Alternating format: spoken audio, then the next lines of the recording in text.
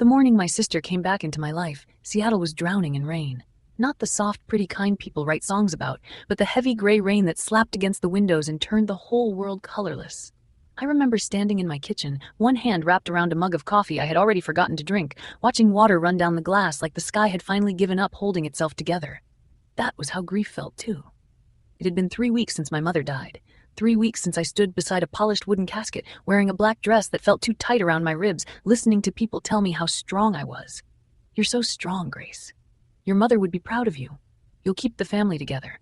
Everyone kept saying that like strength was a gift. But strength, in my experience, was usually just what people called you when they expected you to suffer quietly. My husband Ryan had gone back to work almost immediately after the funeral. He said routine helped. He said sitting around the house would only make me feel worse. Maybe he was right. Ryan had always been good at sounding reasonable. He was a real estate broker, the kind of man who could walk into a room and make people believe they wanted whatever he was selling. Houses, futures, versions of themselves they hadn't earned yet. When we first got married, I thought his confidence was attractive. I thought it meant he knew where he was going. Later, I would learn confidence and honesty were not the same thing. That morning, his navy blue suit jacket was draped over one of the kitchen chairs, his phone buzzing every few minutes on the counter. He came downstairs adjusting his tie, already halfway inside whatever version of himself he wore for clients. "You're up early," he said. "I didn't really sleep." He glanced at me for half a second, then checked his reflection in the microwave door. "You should try. You look exhausted." It wasn't cruel exactly. Not then, just careless. I took a slow breath and looked back out the window. I was listening to Mom's voicemail again. Ryan paused. "The one from the hospital?" I nodded. My mother had left it 2 days before she passed. Her voice had been thin, but still unmistakably hers. "Grace, sweetheart, take care of your sister. Lauren isn't as strong as you. She gets lost sometimes. Promise me you won't give up on her." I had listened to that message so many times I could hear the pauses between her breaths. Ryan sighed. "Grace, your mom loved Lauren, but she enabled her. There's a difference." I turned to him. "She was dying." "I know." His voice softened, but only a little.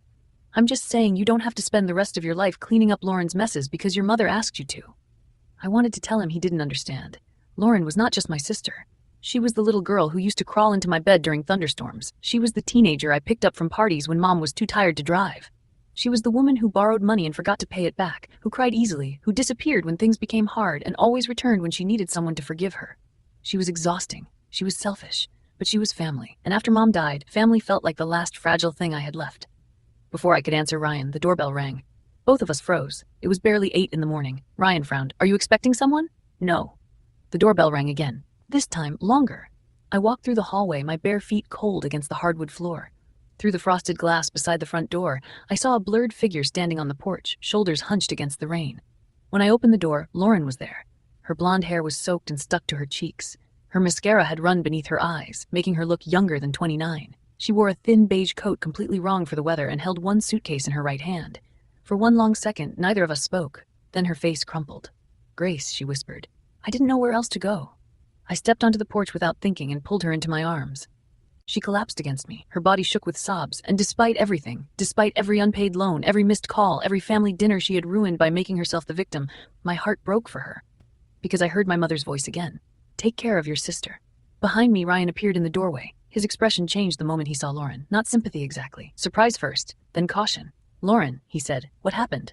She wiped her face with the back of her hand. "I lost my job." I pulled away slightly. "What? When?" "Last week." Her voice cracked. "The company downsized. They let a bunch of us go. And then my landlord said he couldn't wait anymore. I'm behind on rent. I tried to fix it, Grace. I really did." Ryan crossed his arms. "Where's your apartment?" Lauren looked down. "Gone."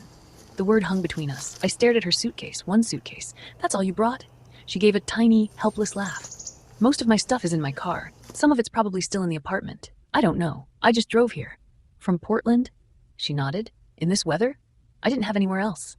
I looked at Ryan. He gave me that look husbands give wives when they already know what their wives are about to do and want them to reconsider. But I couldn't leave my sister standing in the rain. "Come inside," I said. Lauren's eyes filled again. "Are you sure?" "Of course." Ryan's jaw tightened, but he stepped aside. That was the first time I ignored the warning in his face. Not because I didn't see it. Because I thought compassion mattered more.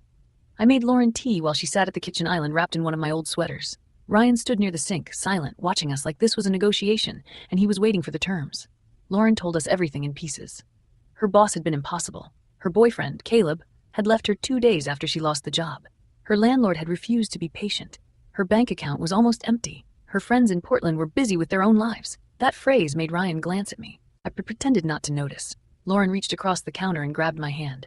I know I've made mistakes, she said. I know I haven't always been easy, but you're my only family now. The words hit exactly where she meant them to. My only family. I squeezed her hand. You can stay here for a while. Ryan looked at me sharply. A few days? He asked. I didn't like his tone. Until she figures things out. Lauren lowered her eyes. I don't want to be a burden. Ryan gave a short laugh under his breath. I looked at him. He cleared his throat. Sorry, I just think we should be realistic. Lauren pulled her hand back like he had slapped her. I can leave, she whispered. I shouldn't have come. No, I said quickly. You're not leaving. Ryan's mouth pressed into a thin line. I should have asked myself why Lauren looked at Ryan then. Not at me, at Ryan. It was only a second. A quick glance, almost invisible. But later, when I replayed that morning in my mind, I remembered it clearly. She looked at him to see if she had won. And maybe she had. We put her in the guest room upstairs, the one with the pale blue walls and the view of the maple tree in the backyard. It had been my mother's room whenever she visited. I almost said that out loud, but stopped myself. Lauren stood in the doorway and looked around. This room is beautiful, she said. Mom loved it. Her smile faded. I miss her. I know. She turned to me suddenly and hugged me again. I'm sorry I wasn't more helpful at the end, she said into my shoulder. I closed my eyes. Lauren had visited the hospital twice in the last month of Mom's life. Both times, she had cried so hard that Mom ended up comforting her. I had handled the doctors, the insurance calls, the medication schedule, the funeral home, the hospice paperwork, the bills, the endless signatures. Lauren had handled grief like a performance. But standing there with her arms around me, I wanted to believe she meant it. I'm glad you're here, I said, and some part of me was. For the first week, Lauren was almost perfect. She cooked dinner twice. She bought flowers for the dining table. She folded laundry without being asked. Every morning, she thanked me for letting her stay. I don't know what I'd do without you, she said again and again. Ryan remained polite but distant. He worked late. He made little comments when Lauren left the room. She needs a timeline. She should start applying for jobs immediately. We're not running a shelter, Grace. I told myself he was just protective of our space. Our marriage had already been under pressure before Lauren arrived. Not broken exactly, but strained in quiet places. Ryan wanted a bigger life. Bigger clients, bigger vacations, bigger conversations with people who impressed him. I wanted peace. That difference had started to matter more than either of us admitted. Still, there were good moments, or moments that looked good from the outside. On Friday night, Lauren made pasta and opened a bottle of red wine she claimed she had been saving for an emotional emergency. Ryan laughed at that. A real laugh. The kind I had not heard from him in weeks. I remember looking across the dinner table and feeling relieved. Maybe this could work. Maybe grief had made us all softer. Maybe Lauren needed family, and maybe Ryan needed to see that helping her did not mean losing anything. After dinner, Lauren insisted on cleaning up. I went upstairs to answer a work email. I manage financial risk for an insurance company, which sounds boring until you realize people's lives often fall apart because nobody read the fine print. That night, I read the same sentence 5 times without understanding it. From downstairs, I heard Lauren laugh. Then Ryan. Not polite laughter. Not awkward laughter. Something warmer. I sat very still. There was nothing wrong with laughter. That was what I told myself. When I came downstairs 20 minutes later, they were standing together by the kitchen sink. Ryan was drying a wine glass. Lauren was leaning against the counter, smiling up at him. They moved apart when I entered. Not dramatically. Just enough. Ryan held up the towel. We were just finishing. Lauren smiled at me. Your husband is actually funny when he's not being intimidating. Ryan chuckled. I'm not intimidating. You are a little, she said, touching his arm. It was casual, sisterly, maybe, friendly, harmless, but my eyes went to her hand before I could stop them. Lauren noticed. Her smile changed. Not much, just enough. Relax, Grace, she said lightly. Not everything is a crime. Ryan laughed. I did too, because that was what women do sometimes when a moment hurts, but there is no acceptable way to say why. The following days brought little changes. Lauren began coming downstairs in softer clothes, leggings, loose sweaters slipping off one shoulder. Once, she wore one of my silk robes and said she thought it was from the guest closet. It's fine, I told her. It wasn't. She started asking Ryan about his work. So do you only sell expensive houses? What's the biggest commission you've ever made? Do clients ever fall in love with you during open houses? That last one made me look up from my plate. Ryan smirked. Only the ones with good taste. Lauren laughed too loudly. I waited for him to look at me and make it a joke we shared. He didn't. Instead, he looked pleased. That was the thing about betrayal. It did not begin with a kiss or a locked bedroom door or a confession whispered in shame. Sometimes it began with someone laughing a little too hard, someone standing a little too close, someone enjoying being admired by the wrong person, and someone else telling herself she was imagining things. One evening, I found Lauren in the living room going through a stack of framed photos I had taken down from the hallway to dust. She was holding my wedding picture. In it, Ryan and I stood outside a vineyard in Napa, sunlight behind us, his hand resting on my waist. I looked happy in that photo, not posed happy, safe happy. Lauren stared at it for a long time. Beautiful dress, she said, thanks. Mom helped you pick it, right? Yes. Lauren ran her thumb over the edge of the frame. She always showed up for your big moments. I heard it then, the bitterness underneath.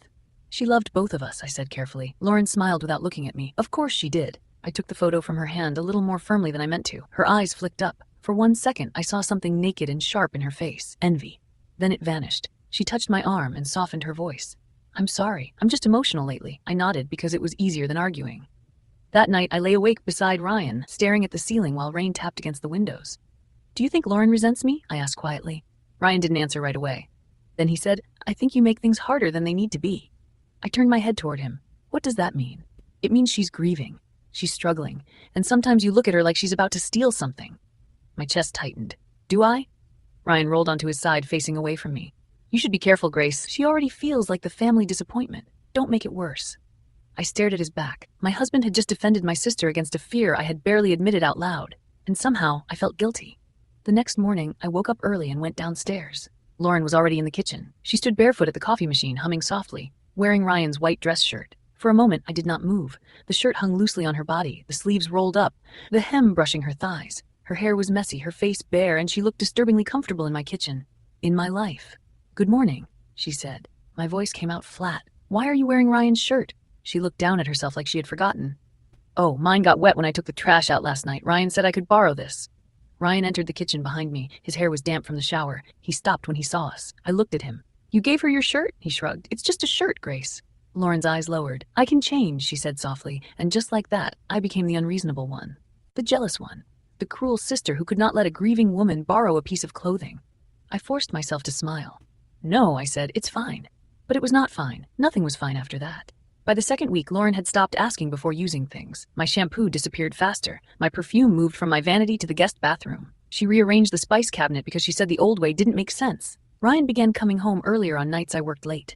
At first, I thought that was good. Then I noticed he only came home early when Lauren was there. One Thursday, a client meeting ran long, and I returned home after 9. I expected the house to be dark. Instead, warm light spilled from the living room, and music played softly from the speaker. Ryan and Lauren sat on the couch with a bottle of wine open between them. Too close, not touching, but close enough that the space between them felt intentional. When I walked in, the conversation stopped. Ryan looked up. Hey, you're home. Lauren lifted her glass. We were just talking. The exact same words Ryan had used before. Just talking. I stood in the doorway, still wearing my damp coat, and looked at the two people I was supposed to trust most. Lauren smiled. Long day? Yes, I said. My voice sounded strange even to me.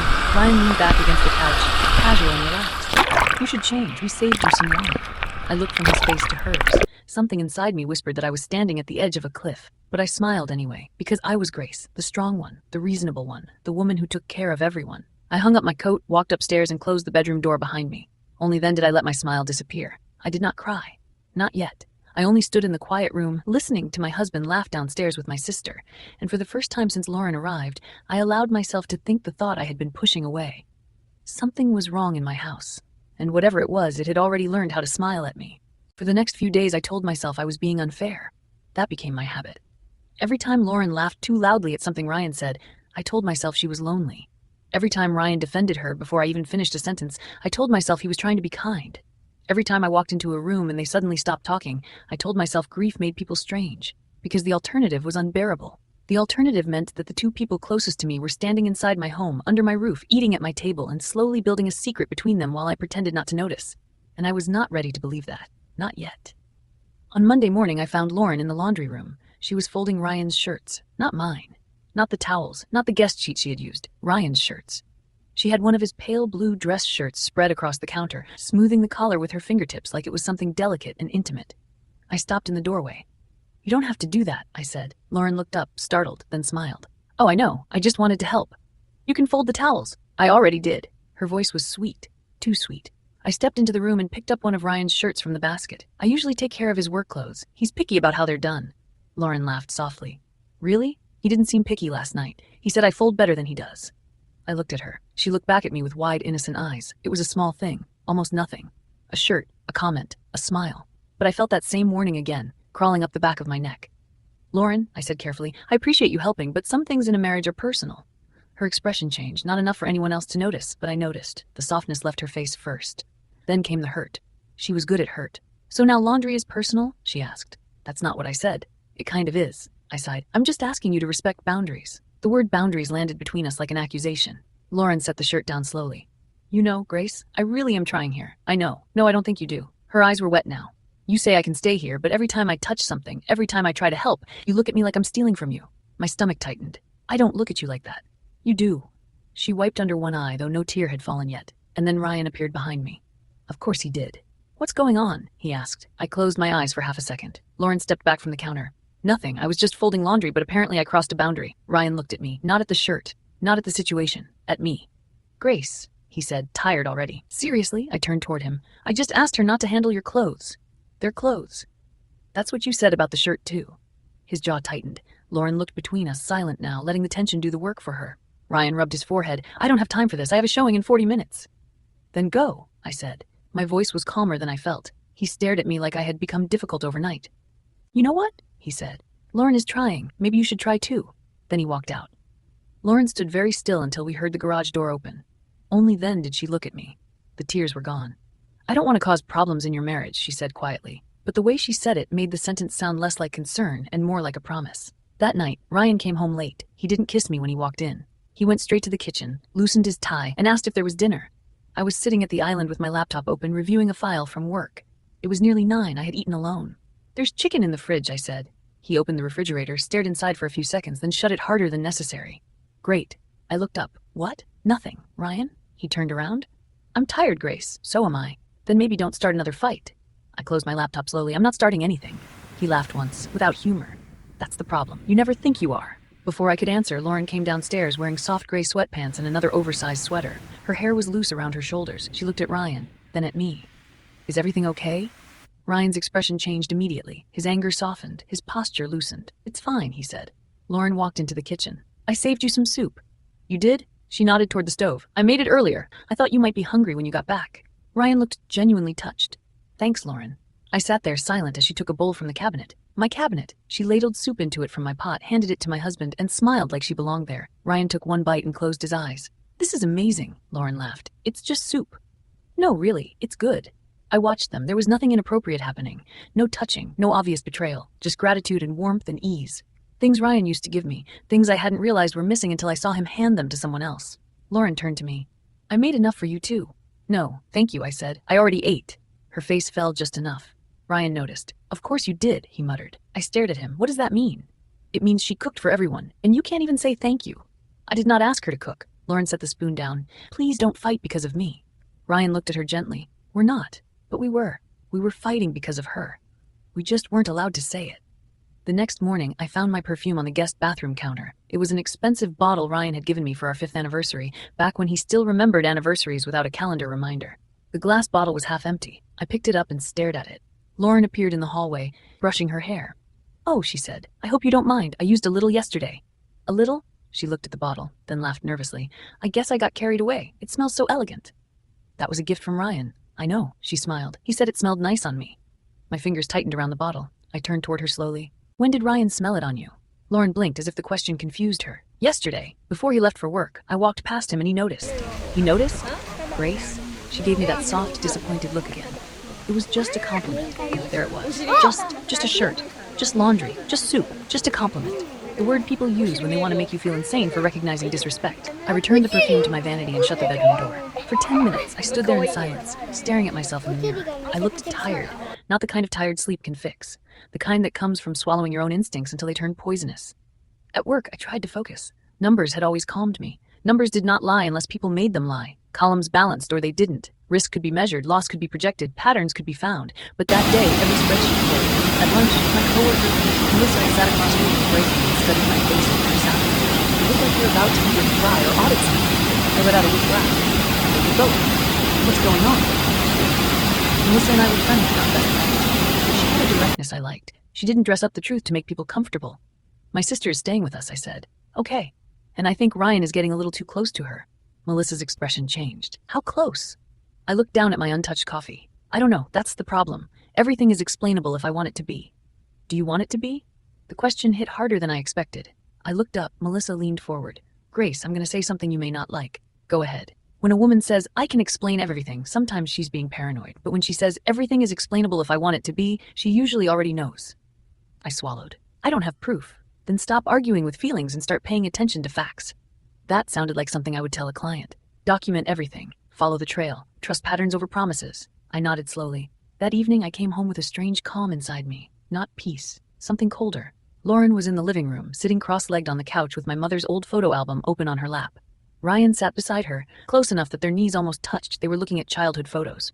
"Oh my God," Lauren said, laughing. "Grace, remember this?" She held up a picture of the two of us in Halloween costumes. I was dressed as a witch. Lauren was a princess. Of course she was. Ryan grinned. "You were cute." "You were cute." Lauren tilted her head. "Was?" "You're still cute," he said. The room went quiet. Not completely. The rain still hit the windows. The heating vents still hummed. But something in the air stopped moving. I stood near the doorway. Ryan cleared his throat. "I mean, you know, both of you were cute kids."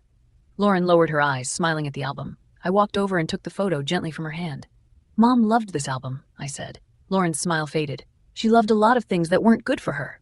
I looked at her. "What is that supposed to mean?" She closed the album. "It means Mom spent her whole life acting like sacrifice was love, and you learned from her."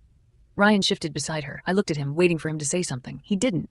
Lauren continued, softer now. "I don't want that life. I don't want to spend 30 years being useful and call it happiness." My face warmed. "Is that what you think I am? Useful?" "I think you're reliable," she said. "There's a difference."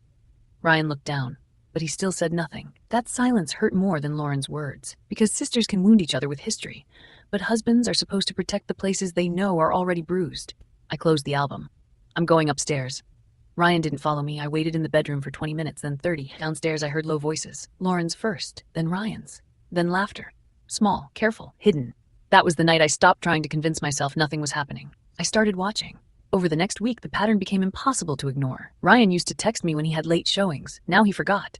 Lauren used to spend afternoons applying for jobs. Now she spent them networking at coffee shops near Ryan's office. Ryan used to complain about Lauren's presence. Now he asked where she was if she wasn't home. One evening I came home and found fresh flowers in the kitchen. White tulips, my favorite. For one foolish second, my heart lifted.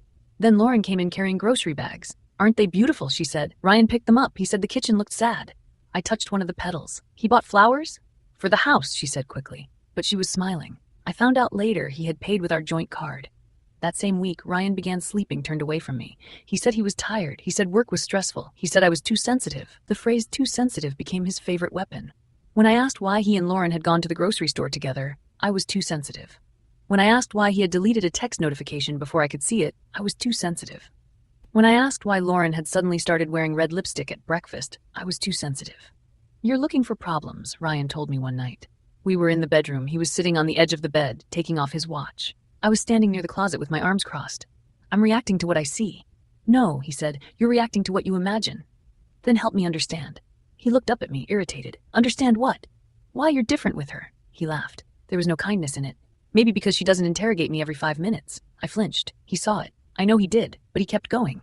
"Maybe because she actually listens when I talk. Maybe because she doesn't make every conversation feel like a performance review." "That's not fair." "No, Grace. What's not fair is coming home every day to a wife who acts like I'm guilty of something." "Are you?" The question left my mouth before I could stop it. Ryan stood. His face went cold. "You need to be very careful." The room seemed to shrink around us. I stared at him. "Careful?" "Yes," he said. "Because once you start accusing people, you can't always take it back." We stood there, husband and wife, separated by 6 feet of carpet and a silence full of things neither of us wanted to name. Then there was a soft knock at the door. Lauren's voice came from the hallway. "Is everything okay?" Ryan closed his eyes as if I had exhausted him. I opened the door. Lauren stood there holding a glass of water. Her face was anxious, but her eyes moved quickly to Ryan. "I heard voices," she said. "I didn't mean to interrupt." "You didn't," Ryan said. I turned around. He was looking at her, not me. And in that instant, I knew something had shifted. Not maybe, not possibly, knew. I stepped aside. "Good night, Lauren." She nodded, but she didn't leave immediately. Her gaze lingered on Ryan just a second too long. Then she walked away. I shut the door. Ryan picked up his pillow. "What are you doing?" I asked. "I'm sleeping in the guest room." I almost laughed because the guest room was Lauren's room. He corrected himself quickly. "The office. I'm sleeping in the office." "Ryan, I need space." I watched him walk out with his pillow under one arm like he was the injured party. That was another thing I learned. People who betray you often act offended by your pain, as if your hurt is more inconvenient than their choices. The next morning, Lauren was extra quiet. She made coffee and avoided my eyes. Ryan came downstairs from the office wearing the same shirt from the night before. Neither of them spoke much. It should have comforted me. Instead, it felt rehearsed. At work, I took Melissa's advice. I stopped arguing with feelings. I checked our joint credit card statement. There were charges I didn't recognize. A restaurant in Bellevue, a boutique hotel bar downtown, a flower shop near Ryan's office. The amounts weren't huge, not enough to prove anything, but the dates mattered. The Bellevue restaurant charge was from the previous Thursday night, when Ryan had told me he had a late client dinner. Only there had been 2 entrees, 2 desserts, 1 bottle of wine. I stared at the screen until the numbers blurred. Then I called the restaurant. My voice was calm, professional. Hi, this is Grace Whitmore. I'm calling about a charge on my card from last Thursday. I need a copy of the receipt for my records. The hostess transferred me to a manager. The manager asked for the last 4 digits of the card and the time of the charge. I gave them. Yes, he said. I can email that receipt to you. Thank you. I almost hung up. Then I asked, was the reservation under Whitmore? A pause. Yes, Ryan Whitmore. My heart beat once hard. And was there a guest name listed? Another pause. I'm not sure I should. It's my card, I said. He hesitated. Then he said, the note says table for Ryan and Lauren. The room around me went silent. Not literally. Phones rang, people typed, someone laughed near the copier. But inside my body, everything went still. Ryan and Lauren. Not Ryan and a client. Not Ryan and a group. Ryan and Lauren. I thanked the manager and hung up. For several minutes I did nothing. Then I forwarded the receipt to my personal email. Facts. I had asked for facts. Now I had one. When I got home that evening, Ryan was in the kitchen with Lauren. Again. They were standing apart when I entered. Again. Lauren was chopping vegetables. Ryan was opening wine. Again. I placed my purse on the counter. Ryan glanced up. Hey, I didn't answer. Lauren looked at me. Are you okay? I took out my phone, opened the receipt, and set it on the counter between them. What is this? I asked. Ryan looked at the screen. For half a second, something like panic crossed his face. Then it disappeared. A receipt. I know what it is. Lauren wiped her hands on a towel. Grace, I turned to her. Don't. She stopped. I looked back at Ryan. You told me that night was a client dinner. It was. The reservation was for Ryan and Lauren. Ryan's jaw flexed. Lauren's voice trembled. I was upset that night. I laughed once. The sound surprised all of us. You were upset? She nodded, eyes shining. It was Mom's birthday week. I couldn't stop crying. Ryan found me in the driveway, and I didn't want to bother you because you were working late. Ryan jumped in. She needed someone to talk to. So you took my sister to a romantic restaurant in Bellevue? It wasn't romantic. There were 2 desserts and a bottle of wine. Grace, stop making it ugly.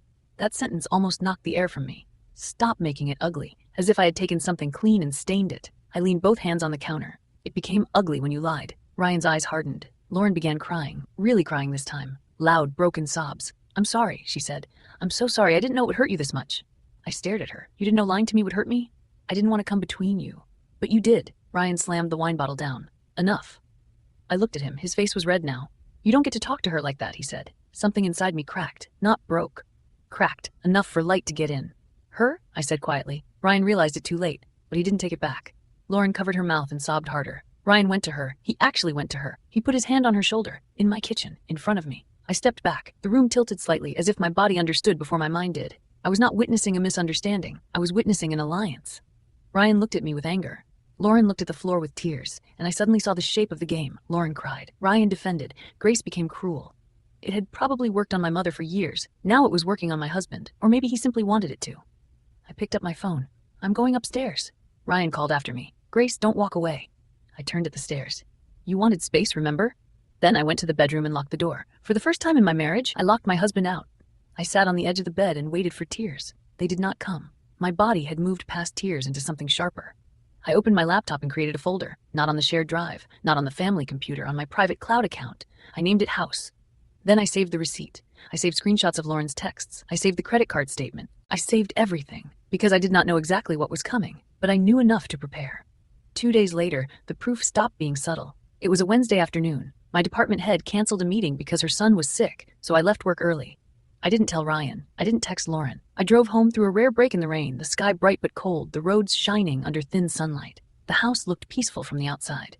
That almost made it worse. I parked in the driveway and noticed Lauren's car was there. Ryan's too. He was supposed to be at an open house in Kirkland. I sat in my car for a moment, hands on the wheel.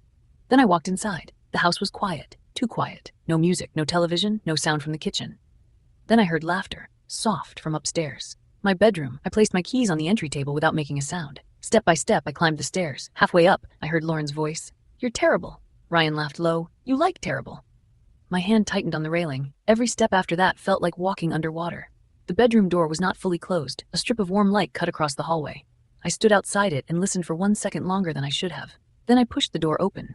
Ryan and Lauren stood near my vanity. Too close. Lauren was wearing one of my sweaters. Her hair was loose. Ryan's hand was on her face, his thumb brushing her cheek. They turned toward me at the same time. No one spoke. Ryan dropped his hand. Lauren stepped back. The silence was so complete I could hear my own breathing. I looked at my husband, then at my sister, then at the room around them. My room, my bed, my mirror, my mother's photo on the dresser. Everything in that room had witnessed me becoming a wife. Now it was witnessing me becoming something else. I asked one question. How long? Lauren looked down. Ryan said nothing. I asked again, quieter this time. How long? Ryan exhaled, almost annoyed. Grace. No. My voice shook. Do not say my name like I'm the problem. Answer me. Lauren's eyes filled with tears. Ryan looked at her first. That was his answer. Not the words. The instinct. He checked on her before he answered me. I nodded slowly. Something inside me went cold. Finally, Ryan said, "It's not what you think." I laughed. I couldn't help it. "It never is it?" He took a step toward me. I stepped back. "Don't." His face hardened. "You came home early and walked into a conversation. A conversation where your hand was on my sister's face in my bedroom?" Lauren whispered, "I'm sorry." I turned to her. "No, you're not." Her tears stopped. For the first time, she looked angry. "You don't know what this has been like for me." I stared at her. What has been like for you? Living here." Her voice rose. "Watching you have everything, the house, the husband, the stability, Mom's respect, everyone always acting like Grace knows best. Grace fixes everything. Grace deserves everything." I took a slow breath. "So you decided to take what I had?" Ryan stepped in. "That's not fair." I looked at him. "You do not get to talk about fair." Lauren wiped her face. "You always made me feel small." "No, Lauren, you felt small, and instead of growing, you reached for things that weren't yours." Her face twisted. Ryan's voice turned cold. "That's enough." I looked between them. It was so clear now. They weren't hiding because they were ashamed. They were hiding because they had not yet figured out how to make me the villain.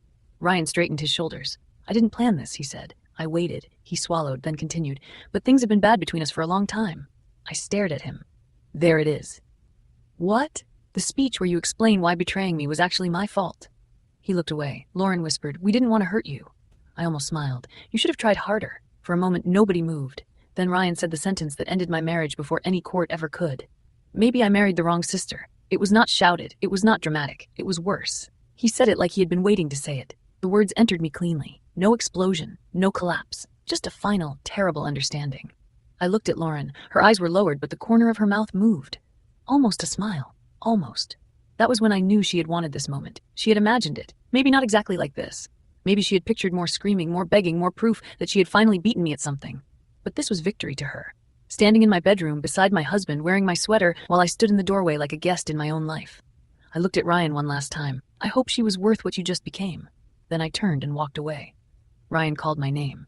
Lauren began crying again, but I did not stop. I went downstairs, grabbed my purse, and walked out the front door into the cold evening air. I sat in my car, both hands on the steering wheel, and stared at the house I had chosen, the house I had paid for in ways Ryan never understood. The house my mother once sat in during her last Christmas, wrapped in a blanket by the fireplace, telling me she finally felt at peace. Through the upstairs window, I saw a shadow move. Ryan's maybe, Lauren's maybe. It didn't matter. For years, I had believed love meant holding everything together. My mother, my sister, my marriage, my home. But sitting in that driveway with my chest hollow and my hands shaking, I finally understood something. Some things are not meant to be held together. Some things are meant to break loudly enough that you stop mistaking damage for duty. I started the car. Before I pulled away, my phone buzzed. A text from Lauren. I stared at her name on the screen. Then I opened it. I read it twice. Then another message appeared.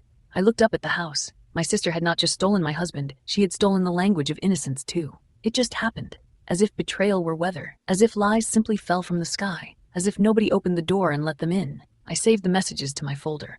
Then I drove away. But as the house disappeared in my rearview mirror, I realized something that would matter later. Ryan and Lauren thought the worst thing had already happened. They thought being caught was the end of the story. They had no idea it was only the beginning. I did not go far that night. That was the embarrassing truth. I wanted to drive until the city lights disappeared behind me. I wanted to cross the state line, change my phone number, become someone who had never loved Ryan Whitmore and never trusted Lauren Hayes. But instead, I drove 7 minutes away and parked outside a 24-hour pharmacy. Then I sat there with the engine running, both hands on the steering wheel, staring at the glowing red sign through the windshield. Open. That word almost made me laugh. Everything in my life had just closed. My marriage, my trust, my sense of safety. The version of my sister I had tried so hard to protect. Inside the pharmacy, people moved through the aisles like the world was normal. A man bought cough syrup. A teenage girl carried a bag of chips. An elderly woman waited at the prescription counter with a tired patience that made me want to cry. But I didn't cry. Not yet. I looked down at my phone. There were already 3 missed calls from Ryan. 2 from Lauren. Then a text from Ryan appeared. I stared at it until the screen dimmed. Like adults, that was Ryan's talent. He could break something sacred, then make your reaction sound immature. A second message came. I almost responded. My thumb hovered above the keyboard. Then I heard Melissa's voice in my head. Stop arguing with feelings. Pay attention to facts. So I took screenshots. Ryan's message, Lauren's message, the time, the date. I saved them to the folder I had created. House. The name felt strange now. Too simple for what that word had become. Because a house is not just walls and a roof. It is where you leave your slippers without thinking. It is where your coffee mug waits in the cabinet. It is where your mother sits wrapped in a blanket one last Christmas and tells you she finally feels warm. It is where you believe you are safe, until someone proves you are not. My phone rang again. Ryan. I let it ring until it stopped. Then I booked a room at a hotel near downtown Seattle. Nothing fancy, nothing romantic. Just clean sheets, quiet walls, and a door that locked from the inside. When I checked in, the woman at the front desk asked if I needed one key or two. One, I said. The word came out too quickly. She glanced at my face, then looked away with professional kindness. Of course. In the elevator, I saw myself in the mirrored doors. I still looked like a wife. That was the cruel thing. Betrayal does not change your face right away. You can stand there with your marriage bleeding out inside you, and strangers will still see a woman in a beige coat holding a purse. When I got to the room, I placed my bag on the chair, took off my shoes, and sat on the edge of the bed. The room smelled like bleach and old air conditioning. I should have felt lonely. Instead, I felt something much colder. Awake. I opened my laptop and pulled up every financial document I could access. Mortgage statements, bank transfers, insurance policies, property tax records, old emails from closing. Ryan had always acted like the house was ours in the way men sometimes do when they want credit for something they did not build. His name was on certain mortgage documents, yes. We had both signed papers at closing. We had both smiled for the photo our realtor insisted on taking in front of the sold sign. But the down payment had not come from Ryan. It had come from me. From the money my mother gave me before the wedding. Not as a gift to both of us. To me. I remembered the day clearly. Mom had invited me to lunch at a little seafood place near Pike Place Market. She had been wearing her blue scarf, the one she said made her look less tired than she felt. At the end of lunch, she slid an envelope across the table. What's this? I asked. A start. I opened it and saw the bank documents. Mom, I can't take this. Yes, you can. This is too much. She reached across the table and put her hand over mine. Grace, listen to me. Love is beautiful. Marriage can be beautiful, but a woman should always have something that belongs only to her. I had smiled then, a little embarrassed. Mom, Ryan isn't like that. She looked at me for a long moment. I hope not. At the time, I thought she was being cautious because of her own life. My father had left when Lauren and I were young, taking more than he was legally entitled to and leaving my mother to rebuild everything from debt and silence. Now I wondered if Mom had seen something in Ryan before I did, or maybe mothers simply know that love makes daughters careless. I searched through my email until I found the old transfer confirmation, then another document, then another. I saved them all. By 2 a.m, my eyes burned, but my folder was no longer empty. It held receipts, messages, statements, proof that I had been lied to, proof that the house had roots deeper than Ryan's name. Still, proof did not make the bed less cold. At 3:15, I finally listened to one of Ryan's voicemails. His voice filled the hotel room. Grace, this has gotten out of hand. You can't just run off every time something is uncomfortable. Come home. We can talk. Lauren feels terrible, by the way. She hasn't stopped crying. I hope you understand what this is doing to her. I paused the voicemail. What this is doing to her. Not what we did to you. Her. I deleted it before it finished. Then I listened to Lauren's. Her voice was soft, wet with tears. Gracie, please don't hate me. I know you probably do right now, but you have to understand. I never planned this. Ryan and I just connected. You were always working. You were always distant. He was lonely. I was lonely. And after Mom died, everything felt so broken. I know it's wrong, but maybe sometimes wrong things happen because something else was already broken. I sat completely still. There it was. The new story. They were not betrayers. They were lonely souls. They had not chosen this. It had happened, and somehow my job, my grief, my tiredness, my responsible little life had become the villain. I saved the voicemail. Then I put my phone face down and lay back on the hotel bed without changing clothes. I did not sleep. The next morning I woke to sunlight slicing through the curtains and 10 missed calls. Ryan had stopped calling around midnight. Lauren had sent one final text at 1:08 a.m. I stared at that sentence for a long time. Then I typed one reply. Ryan responded 2 minutes later. Arrangements. I laughed then. A small, ugly laugh. 24 hours ago, I had a husband. Now I had arrangements. I showered at the hotel, put on the same clothes, and drove back to the house. My house. The morning was bright in that deceptive Seattle way, where the sky looked washed clean but the air still carried the memory of rain. As I turned onto our street, my stomach tightened. Lauren's car was in the driveway. Ryan's was beside it. I parked at the curb instead of in my usual spot. That bothered me more than it should have. The front door opened before I reached it. Ryan stood there wearing jeans and a gray sweater, barefoot, unshaven, handsome in the way that once made me forgive things before he apologized for them. Now I saw the performance. He looked tired on purpose. Grace, he said. I stepped past him. Where is she? His mouth tightened. Upstairs. In my room? He didn't answer. That was answer enough. I walked into the living room and stopped. Small things had changed overnight. A throw blanket Lauren liked was draped over the couch. A scented candle I never bought sat on the coffee table. My wedding photo, the one from Napa, had been turned face down on the bookshelf. I walked over and picked it up. The glass had a crack running through Ryan's face. I looked at him. He looked away. Lauren was upset, he said. She broke our wedding photo because she was upset? She didn't mean to. Of course. I set the frame upright, not because I wanted the picture, because I refused to let them decide what got erased. Ryan followed me into the hallway. We need to talk. No, I need to pack. Grace, you can't just pretend this isn't happening. I turned around. I am very aware this is happening. Then act like it. There was the real Ryan, not the apologetic voicemail, not the tired husband at the door. This version was sharper, irritated that I was not collapsing in a way that made him feel powerful. I looked at him calmly. What do you want? He exhaled and rubbed the back of his neck. I think we need space. You slept with my sister in my house, and you need space. His eyes flashed. Don't be vulgar. I stared at him. Vulgar? Yes. What happened is complicated. No, Ryan, property law is complicated. Tax codes are complicated. What you did is actually very simple. His face darkened. Before he could answer, Lauren appeared at the top of the stairs. She was wearing my cream cardigan. Again, I had bought it during a work trip to Chicago. It was soft cashmere, one of the few expensive things I had ever bought just because I wanted it. Lauren clutched it around herself like a wounded heroine in a movie. Grace, she whispered. I looked at the cardigan first, then at her. Take it off. Her eyes widened. What? My sweater. Take it off. Ryan stepped forward. Grace, come on. I held up one hand without looking at him. Lauren's lips parted. I didn't think. That seems to be a pattern. Her face flushed. For a second, the wounded expression slipped. I saw anger underneath, hot and immediate. Then she swallowed it and looked at Ryan. He sighed. Lauren, just change. She stared at him like he had betrayed her. Then she turned and disappeared down the hall. I continued upstairs. The bedroom door was open. My bedroom smelled different. That was the first thing I noticed. Not like my lavender detergent, not like my perfume, not like the quiet, familiar scent of my life. It smelled like Lauren's vanilla body spray. My jewelry box sat open on the dresser. My closet door was ajar. The bed was unmade. For one moment, I thought I might be sick. Then I saw my mother's photo still on the dresser. A framed picture of Mom in her garden, smiling with soil on her hands. It had not been touched. I walked over and picked it up. Grace, Ryan said from the doorway. I did not turn. You need to understand something. I laughed quietly. I think I understand plenty. No, you don't. Lauren and I, this isn't just some affair. The word affair hit the room like a slap. He had said it before I did. I looked at him then. His face was pale but determined. She understands me, he said. She sees me in a way you haven't for years. I almost felt sorry for him. Not because he deserved it, because he truly believed he was saying something profound. Ryan, she sees what you want her to see. She makes me feel alive. Of course she does. She doesn't have to pay bills with you. His jaw tightened. She doesn't look at me like I'm a disappointment. No, I said. She looks at you like you're a prize she stole from a shelf. He stepped into the room. You always do that. What? Turn everything into an insult. Make everyone feel small. I looked around the bedroom, the open jewelry box, the unmade bed, the sweater Lauren had worn.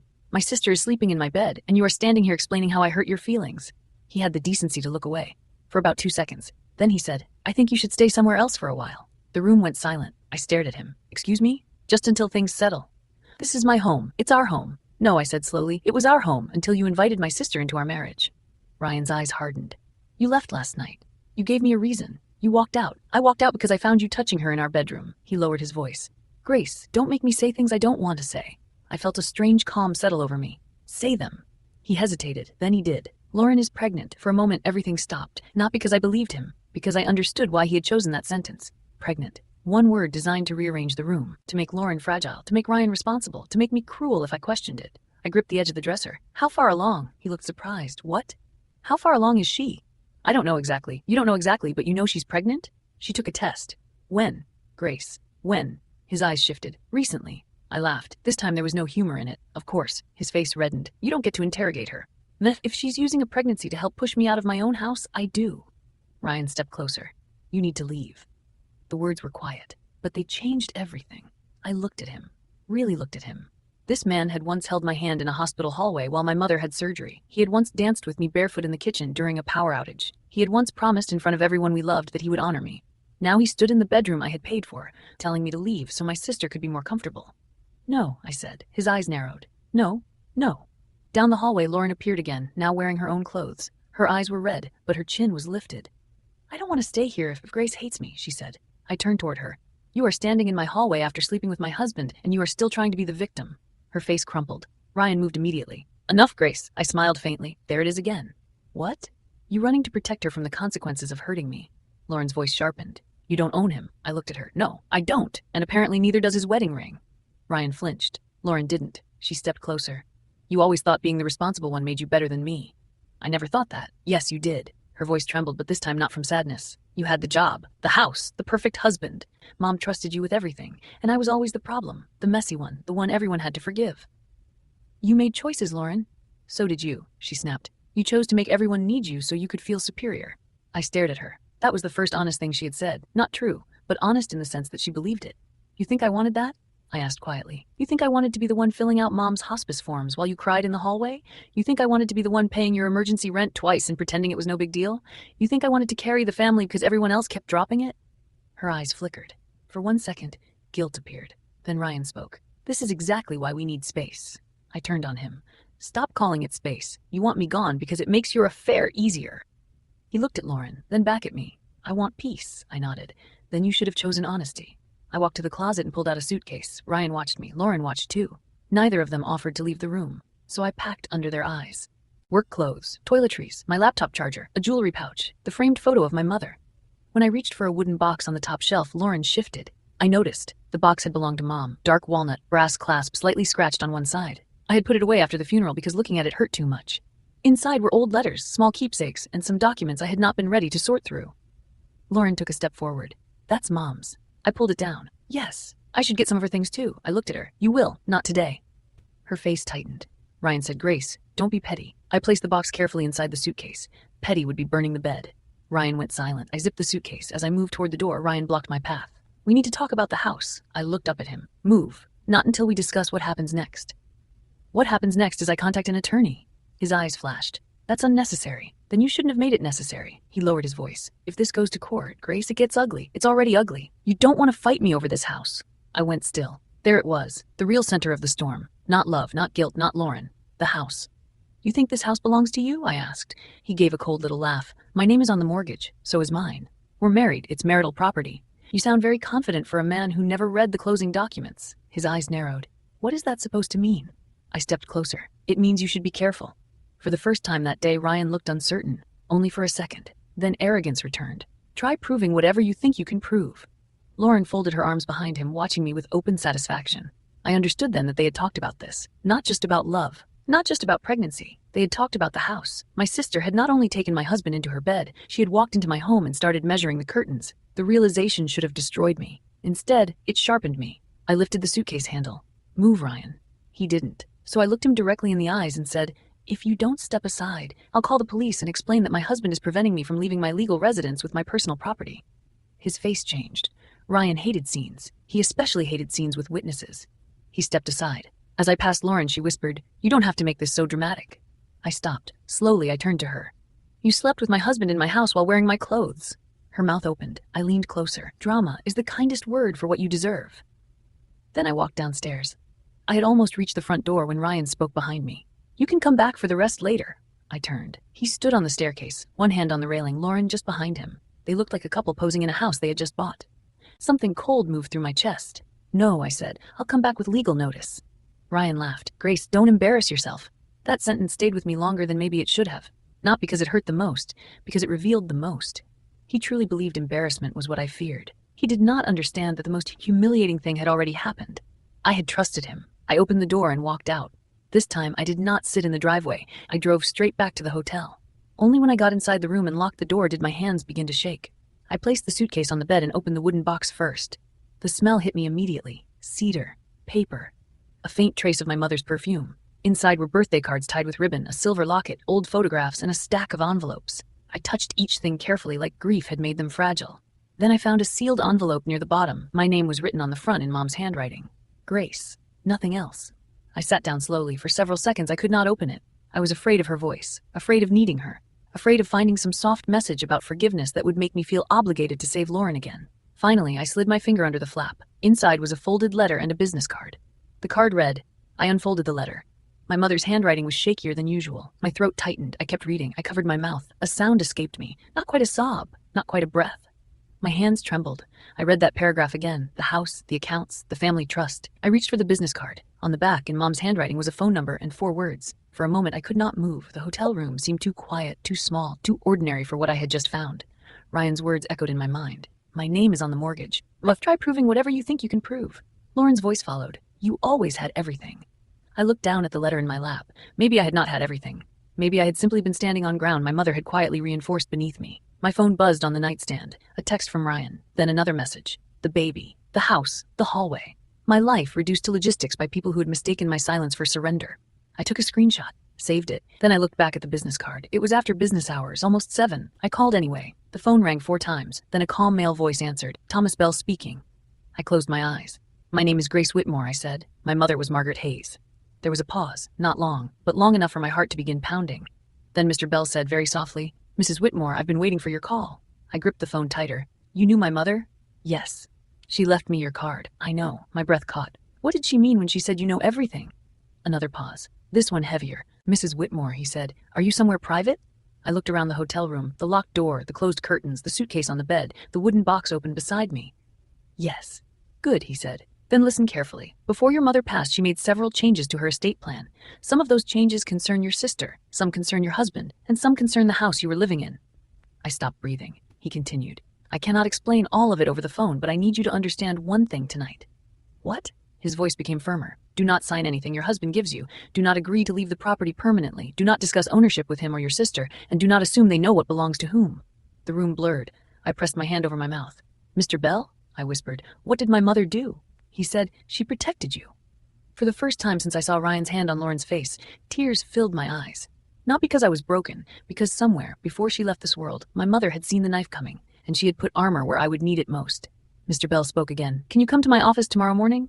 Yes, I said quickly. Yes, I can. Bring any documents you have. Mortgage paperwork, bank records, messages, anything relevant. And Mrs. Whitmore?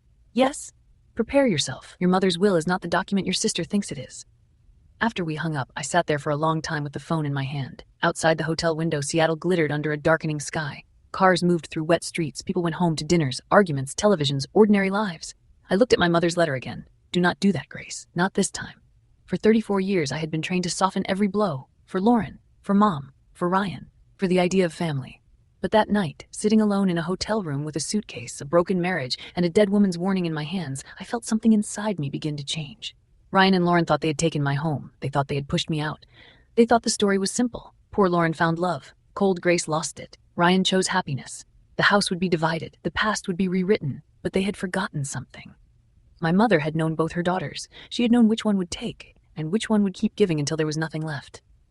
So before she died, she had made one final decision. She stopped trusting my kindness to protect me, and started trusting the law. I folded her letter carefully and placed it back in the envelope. Then I opened my laptop. I created a new folder inside House. I named it Will. And for the first time since my sister walked into my kitchen soaking wet and crying, I smiled. Not because I was happy, because I finally understood.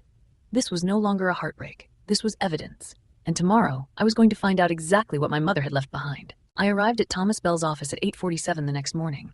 I remember the exact time because I sat in my car for 13 minutes before I could make myself go inside. His office was in an old brick building in downtown Seattle, wedged between a boutique accounting firm and a coffee shop that smelled like burnt espresso. It was not the kind of place Ryan would have respected. No marble lobby, no glass walls, no receptionist in designer heels offering sparkling water, just a brass sign beside a narrow doorway. The letters were worn at the edges. For some reason, that comforted me.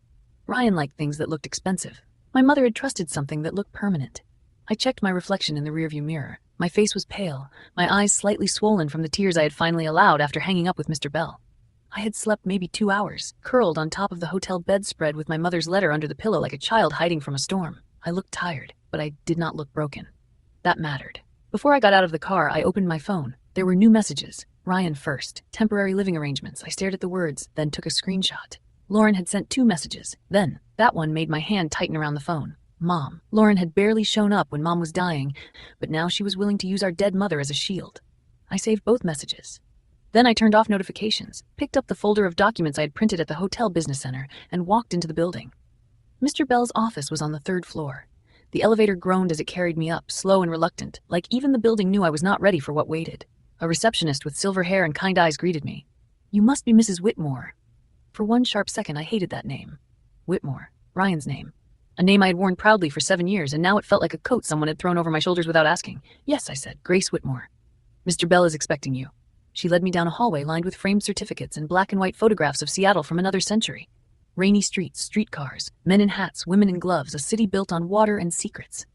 Mr. Bell's office was at the end.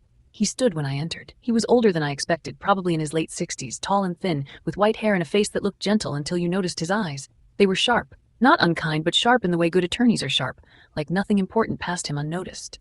Mrs. Whitmore, he said. Grace, please. He nodded. Grace. We shook hands. His grip was warm and steady. Please sit. I sat in the leather chair across from his desk, placing my folder on my lap like a shield. For a moment, neither of us spoke. Mr. Bell studied me carefully, not with pity, but with the sort of patience that made silence feel safe. I'm sorry about your mother, he said at last. The simple sentence almost undid me, not because it was dramatic, because he sounded like he meant Margaret Hayes, the actual woman, not the idea of a mother, not the legal subject of an estate. My mother, thank you. She was a remarkable person. I swallowed. You knew her well? For many years. He leaned back slightly. She first came to me after your father left. I blinked. My father? Yes. She was afraid he would try to claim assets he had no right to. She was also afraid he would leave debts attached to her name. That sounded like my father, a man who could abandon a family and still somehow expect the family to pay for his exit. I didn't know she had an attorney back then. She was private about it. I looked down at the folder in my lap. She was private about a lot of things. Mr. Bell nodded slowly. She believed privacy was protection. I thought of the letter in the wooden box, the warning, the words she had written with a shaking hand. Do not do that, Grace. Not this time. What did she do? I asked. Mr. Bell opened a drawer and removed a thick file. My mother's name was printed on the tab. Seeing it there made my chest ache. He placed the file on the desk between us. Before I explain the documents, I need to ask you a few questions. Okay. Are you currently staying at the marital residence? No. Did you leave voluntarily, or did your husband ask you to leave? I took a slow breath. I left after I found him with my sister in our bedroom. The next day, he told me I should stay somewhere else. Then he told me to leave. Mr. Bell's expression did not change, but his pen moved across a legal pad. Were you prevented from taking your personal belongings? Not exactly, but they watched me pack. Ryan blocked the door at one point until I said I would call the police. His pen paused. Good that you said it. Better that you didn't have to. I pulled out my printed screenshots. I brought messages. Excellent. That word felt strange in the middle of my disaster. Excellent. Like this was not just pain anymore. It was material, evidence. I handed him the messages, the restaurant receipt, the credit card statement, copies of the mortgage documents I could find, and the transfer confirmation from my mother. Mr. Bell reviewed them silently. His face remained calm, but I saw his jaw tighten once when he read Ryan's text about Lauren being under stress because of the baby. He looked up. Is she pregnant? I don't know. Did your husband provide proof? No. Did your sister? No. Then for now, treat that statement as pressure, not fact. Pressure. That was exactly what it had felt like. A word placed on my chest to make breathing harder. Mr. Bell set the papers down. Grace, I'm going to explain several things. Some will be straightforward. Some may be difficult. I can handle difficult. A faint sadness moved through his eyes. I know. Your mother said the same thing about you. My throat closed. He opened the file. Your mother created a trust approximately 8 years ago, before your marriage to Ryan. At the time, its assets were modest. A savings account, some investments, and a future interest in property she eventually sold. The trust named you as the primary beneficiary. I listened, trying to absorb every word. Before your wedding, she made a distribution from that trust to you. That was the money used for the down payment on the house. Yes, I said. She told me it was for me. It was. The documentation is clear. The transfer was made to you individually, not jointly to you and Ryan. I felt a small breath leave my body. One piece of ground beneath me. Solid. Mr. Bell continued. Later, when the home was purchased, certain marital financing documents included your husband. However, your mother and the closing attorney also recorded additional documentation regarding the source of the down payment and beneficial ownership interest. I frowned. I don't remember that. You may have signed many papers that day. I did. Your husband too? Yes? Did he read them? I almost smiled. No. Mr. Bell gave the slightest nod, as if that answered more than one question. Over the years, your mother continued to add assets to the trust. She also amended her estate plan 6 months before her death. I looked at him sharply. 6 months? Yes. That was after her diagnosis. It was. My mother had been weak then, thinner, slower, some days too tired to sit up for more than an hour, and still she had done this. She knew she was dying, I whispered. She did. And she was thinking about this? She was thinking about you. I looked away. The office window overlooked the street below. People hurried beneath umbrellas, heads down, shoulders hunched, each carrying private weather. Mr. Bell gave me a moment. Then he said, Your mother was worried about Lauren. I turned back. Worried how? He folded his hands. Margaret loved both her daughters, but she did not trust both her daughters equally. That sentence landed heavily. I said nothing. She told me Lauren had a pattern of attaching herself to people and situations she believed could rescue her. She also told me Lauren had a tendency to interpret other people's stability as personal rejection. I thought of Lauren standing in my hallway, saying I always had everything. My house, my husband, Mom's respect. She was right, I said quietly.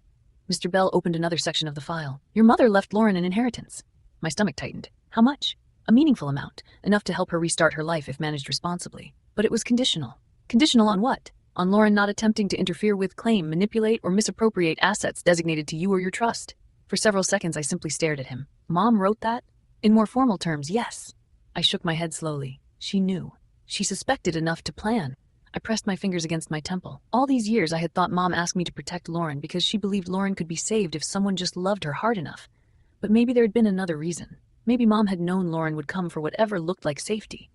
And maybe in her final months, she had finally understood that asking me to protect Lauren meant leaving me unprotected. Mr. Bell slid a document across the desk. This is the relevant clause. I looked down. The language was dense, legal, cold. But one paragraph stood out because Mr. Bell had highlighted it. It said that if Lauren Hayes engaged in conduct intended to deprive Grace Whitmore of property, funds, beneficial interests, or legal rights established by Margaret Hayes, Lauren's conditional inheritance could be suspended, reduced, or revoked at the discretion of the trustee. I read it twice, then a third time. Who is the trustee? I asked. I am, temporarily. Upon certain conditions, you may become successor trustee over your own trust assets. But given the current conflict, your mother preferred that I remain involved until matters stabilized. Of course she did. My mother, even dying, had known I would be tempted to soften everything. To give Lauren another chance, to say it was fine, to absorb the damage and call it family. Mr. Bell continued, there is another issue. My stomach dropped. What issue? Your husband. The room seemed to sharpen. Mr. Bell pulled out another document. Your mother did not trust him. I let out a breath that was almost a laugh. She barely said anything negative about him. No, but she observed him. What did she observe? Mr. Bell's face remained carefully neutral. She believed Ryan enjoyed the benefits of your stability while resenting the fact that much of it did not originate with him. I looked down at my hands. That was Ryan exactly. He liked the house, but not the story of how we got it. He liked the image of success, but not the truth that my mother's money had helped make it possible. She also asked me, Mr. Bell continued, what would happen if your marriage ended and Ryan attempted to claim the home as a marital asset? My fingers went cold. She asked that? Yes. What did you tell her? I told her the matter would depend on documentation, tracing of funds, title structure, state law, and the behavior of the parties. So she strengthened the documentation. How? He tapped the file. By clarifying the trust's contribution, preserving the records, and adding a letter of intent. She also maintained copies of all relevant transfers and communications. She wanted the record to be clear that the primary contribution was made for your benefit, not as a gift to the marriage generally. I leaned back in the chair. For the first time in 2 days, I felt something like air enter my lungs fully. Ryan had said, try proving whatever you think you can prove. My mother had already started proving it years ago. Mr. Bell looked at the documents I had brought. These messages help as well. How? They suggest coercion, pressure, and an attempt to force you out of the residence. Your sister's involvement may also become relevant to the conditional inheritance. I thought of Lauren's text. Mom would hate seeing us like this. No, Lauren, Mom had seen enough. That was the point. What happens now? I asked. First, you do not sign anything from Ryan. Second, you do not agree in writing that you abandoned the home.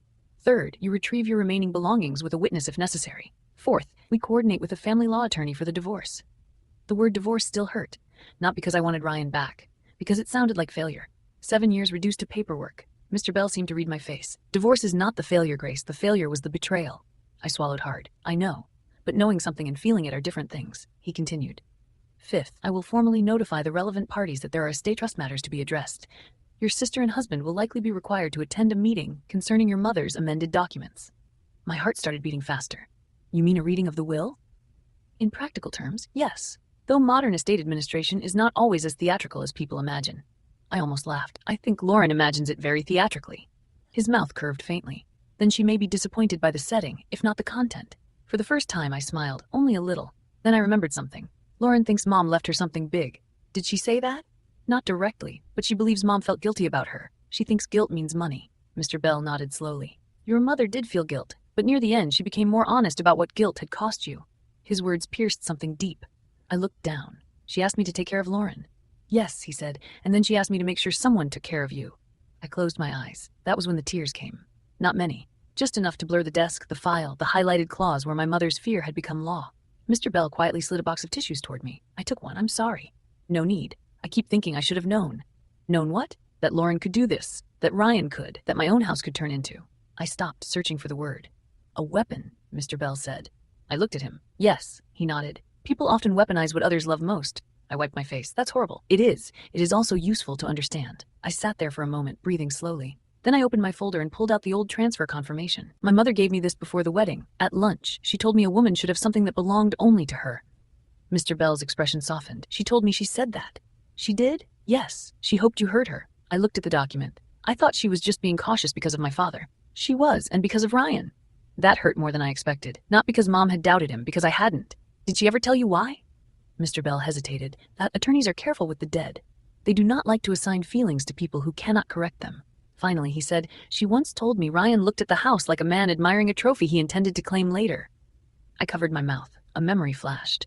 Ryan at our housewarming party, standing in the backyard with a glass of champagne, telling his friends, not bad for our first real investment, right? Our. But he had looked at me when he said it, like a warning. Or maybe I only understood it as a warning now. Mr. Bell closed the file gently. I know this is a lot. It is, but it's better to know now. Yes. He handed me several copies. These are for you. Keep them secure. Do not leave them at the hotel if housekeeping enters. Do not send them to Ryan. Do not mention specific clauses to Lauren. Why not? Because people reveal more when they think they know less. That sentence stayed with me. People reveal more when they think they know less. Ryan and Lauren thought I was scrambling. They thought I was alone. They thought I had walked out with a suitcase and nothing else. They did not know my mother's file sat open on a lawyer's desk like a trap waiting for greedy hands. I placed the copies in my folder. What should I do if Ryan keeps texting me? Do not engage emotionally. Respond only when necessary. Keep it brief. Keep records. That will make him angry. Probably. And Lauren? Same advice. I nodded. That was going to be harder. Ryan's betrayal was brutal, but Lauren's was older. It had roots in childhood bedrooms, shared cereal bowls, borrowed sweaters, whispered secrets after Mom fell asleep. Ryan broke my marriage. Lauren tried to rewrite my entire life. As I stood to leave, Mr. Bell said my name. Grace. I turned. Your mother anticipated conflict, but she did not want revenge to become your life. I was quiet. I don't want revenge, I said. Then I thought of Lauren in my cardigan, Ryan telling me to leave. My wedding photo cracked across his face. I want them to stop taking. Mr. Bell nodded. Then we begin there. Outside, the rain had stopped, the city smelled wet and metallic, and people moved quickly along the sidewalks with coffee cups and phones and places to be. I stood under the awning of Mr. Bell's building and turned my notifications back on. Immediately, my phone buzzed. Ryan. I stared at the message. Lauren can't handle uncertainty. What about me? What about the wife he had pushed out of her own bedroom? What about the woman sleeping in a hotel room because her sister had become comfortable in her bed? I typed slowly. I included Mr. Bell's office number. Then I sent it. Ryan called 30 seconds later. I did not answer. He called again. I did not answer. Then came the texts. I screenshot each one. Then Lauren texted. Us. I stared at that word until my vision sharpened around it. Not me and Lauren. Not sisters. Us meant Ryan and Lauren now. They had already become a unit. A team. A little kingdom built inside the walls of my house. I saved the message. Then I blocked neither of them. I wanted every word. By noon, Ryan had switched tactics. Then, that one almost made me laugh. Lauren had moved into my house, taken my clothes, slept with my husband, possibly lied about being pregnant, and helped push me out. But she was scared I would ruin her life. I did not respond. Instead, I called Melissa. She answered on the second ring. Tell me you're not in jail, she said. Despite everything, I smiled. Not yet. Good, how are you? I met with my mother's attorney. There was a pause. That sounds either very bad or very good. Both. Okay, do you need me? I looked at the folder in my passenger seat. Yes. For what? I need to pick up the rest of my things from the house. I need a witness. I'm in. You don't have to. I'm in, Grace. The certainty in her voice almost broke me. Thank you. What time? Saturday. Ryan said my things would be in the hallway. Melissa snorted. How generous of him. I think he believes if he controls the doorway, he controls the story. Then let's make sure he has an audience. After we hung up, I drove back to the hotel. The room looked even smaller in daylight. My suitcase sat open on the chair. My mother's wooden box rested on the desk. The bed was unmade, though I had barely slept in it. This was not home. But for now, it was mine. I spread the documents across the desk and began organizing them. One folder for Ryan, one for Lauren, one for the house, one for the will. Then another for the trust. It felt strange at first, turning heartbreak into categories. But after a while, it steadied me. This was what I knew how to do. Find the paper trail, identify the exposure, protect the asset. Only this time, the asset was me. At 3:12 p.m., an email arrived from Mr. Bell's office. The subject line read, the email was addressed to me, Ryan, Lauren, and Ryan's attorney, whose email I did not recognize. Attached was a formal notice requiring attendance the following week for a review of Margaret Hayes' amended estate documents and related trust provisions. My pulse quickened as I read it. There was no dramatic language, no accusations, no mention of affairs, pregnancy, or betrayal, just clean legal sentences. Dry, precise, devastating. At 3:19, Ryan called. I let it go to voicemail. At 3:20, Lauren called, then Ryan again, then Lauren. Then a text from Ryan, then Lauren, then Ryan. I did not. I sat at the desk, watching their panic arrive in bubbles of text. It was the first time since this began that I felt the balance shift. Not enough. Not completely, but slightly. They had pushed me out of the house because they believed possession was power. They believed the person standing inside the walls owned the story. But now a dead woman's documents had entered the room. And documents do not care who cries first. At 4:02 p.m., Lauren sent another message. For a long moment I stared at it. Then, against Mr. Bell's advice to keep things brief, I typed one sentence. I sent it. No response came for 5 minutes. Then 10. Then Ryan texted. I leaned back in the chair. For the first time, I whispered aloud to the empty room. Yes, I do. That evening, I ate takeout noodles from a cardboard container and reread my mother's letter until I could almost hear her voice. The guilt was still there. So was the grief. So was the terrible ache of imagining Lauren as a little girl, asleep beside me during thunderstorms, one hand gripping my sleeve. I wondered when love had become competition for her. I wondered if I had missed the moment or if there had never been a moment. Maybe envy had simply grown beside us, quiet and patient, until it became larger than memory. My phone buzzed again. This time it was not Ryan. It was Eleanor Whitmore, Ryan's mother. I stared at her name. Eleanor and I had never been close. She was polite, elegant, and distant, the sort of woman who believed family problems should be solved quietly and preferably without making her son look bad. I answered. Hello, Eleanor. Her voice came through tight and controlled. Grace, I just spoke to Ryan. Of course she had. He tells me there has been some situation. I closed my eyes. That's one word for it. He is very upset. I almost laughed. I'm sure. And Lauren is apparently in a fragile condition. Of course. The baby again. I set my fork down. Eleanor, did Ryan tell you he had an affair with my sister in our home? There was a silence. A very long one. He told me the marriage had been troubled, she said finally. That wasn't my question. Another silence. No, she said. He did not phrase it that way. I imagine not. Grace, I'm not calling to excuse anything, but her tone said she was not ready to condemn it either. I'm calling because legal notices are being sent, and Ryan says you were trying to force him out of the house. I looked at the folders on the desk. Ryan forced me out first. He says you left. I left after finding him with Lauren in my bedroom. Eleanor inhaled sharply. This time I heard it, the crack in her composure. In your bedroom? Yes, he told me. She stopped. What did he tell you? That things between him and Lauren became emotional after you left. I sat very still. After I left, he had already rewritten it. Of course he had. No, I said. That is not true. Eleanor did not answer. I could picture her perfectly, sitting in her pristine Bellevue condo, one hand at her throat, trying to decide how much truth she could afford to see. I have documentation, I said. Documentation? Yes. What kind? Enough. My voice surprised me. It sounded like someone else's, someone stronger. Eleanor lowered her voice. Grace, I understand you are hurt, but be careful. Once lawyers get involved, families can be destroyed. I looked at my mother's letter. Eleanor, families are destroyed by betrayal. Lawyers just organize the remains. She was silent. Then quietly she said, Ryan is my son. I know, and you are my daughter-in-law. The sentence landed softly, not warm, not enough, but softer than I expected. I don't know what to believe yet, she said. Then believe this. I did not imagine it. I did not cause it, and I am not going to disappear quietly so Ryan can feel less ashamed. A long breath. I see. I did not think she did, not fully, but maybe a door had opened, just a crack. After we ended the call, I sat in silence. The room had grown dark around me. Outside, headlights moved across the curtains. I thought about Ryan telling his mother the affair became emotional after I left. After. That one little word did so much work. It turned betrayal into grief. It turned Lauren into comfort. It turned me into absence. That was why proof mattered. Because people who lie do not only change facts, they change sequence. They move one event before another until guilt becomes confusion.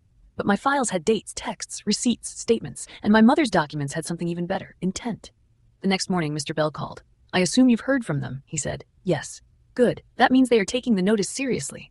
Lauren asked why you contacted Ryan. She will understand soon enough. I paused. Mr. Bell, can I ask something? Of course. Did my mother know Lauren might go after Ryan? There was silence on the line. I don't know that she predicted this specific situation.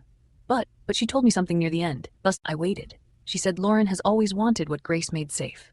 I closed my eyes. What Grace made safe. That was my whole life in 5 words. I made rooms safe. I made bills disappear. I made disasters manageable. I made Mom's illness organized. I made Lauren's chaos survivable.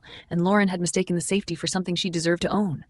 What else did she say? I whispered. She said if Grace ever has to choose between keeping peace and keeping herself, I want the papers to choose for her.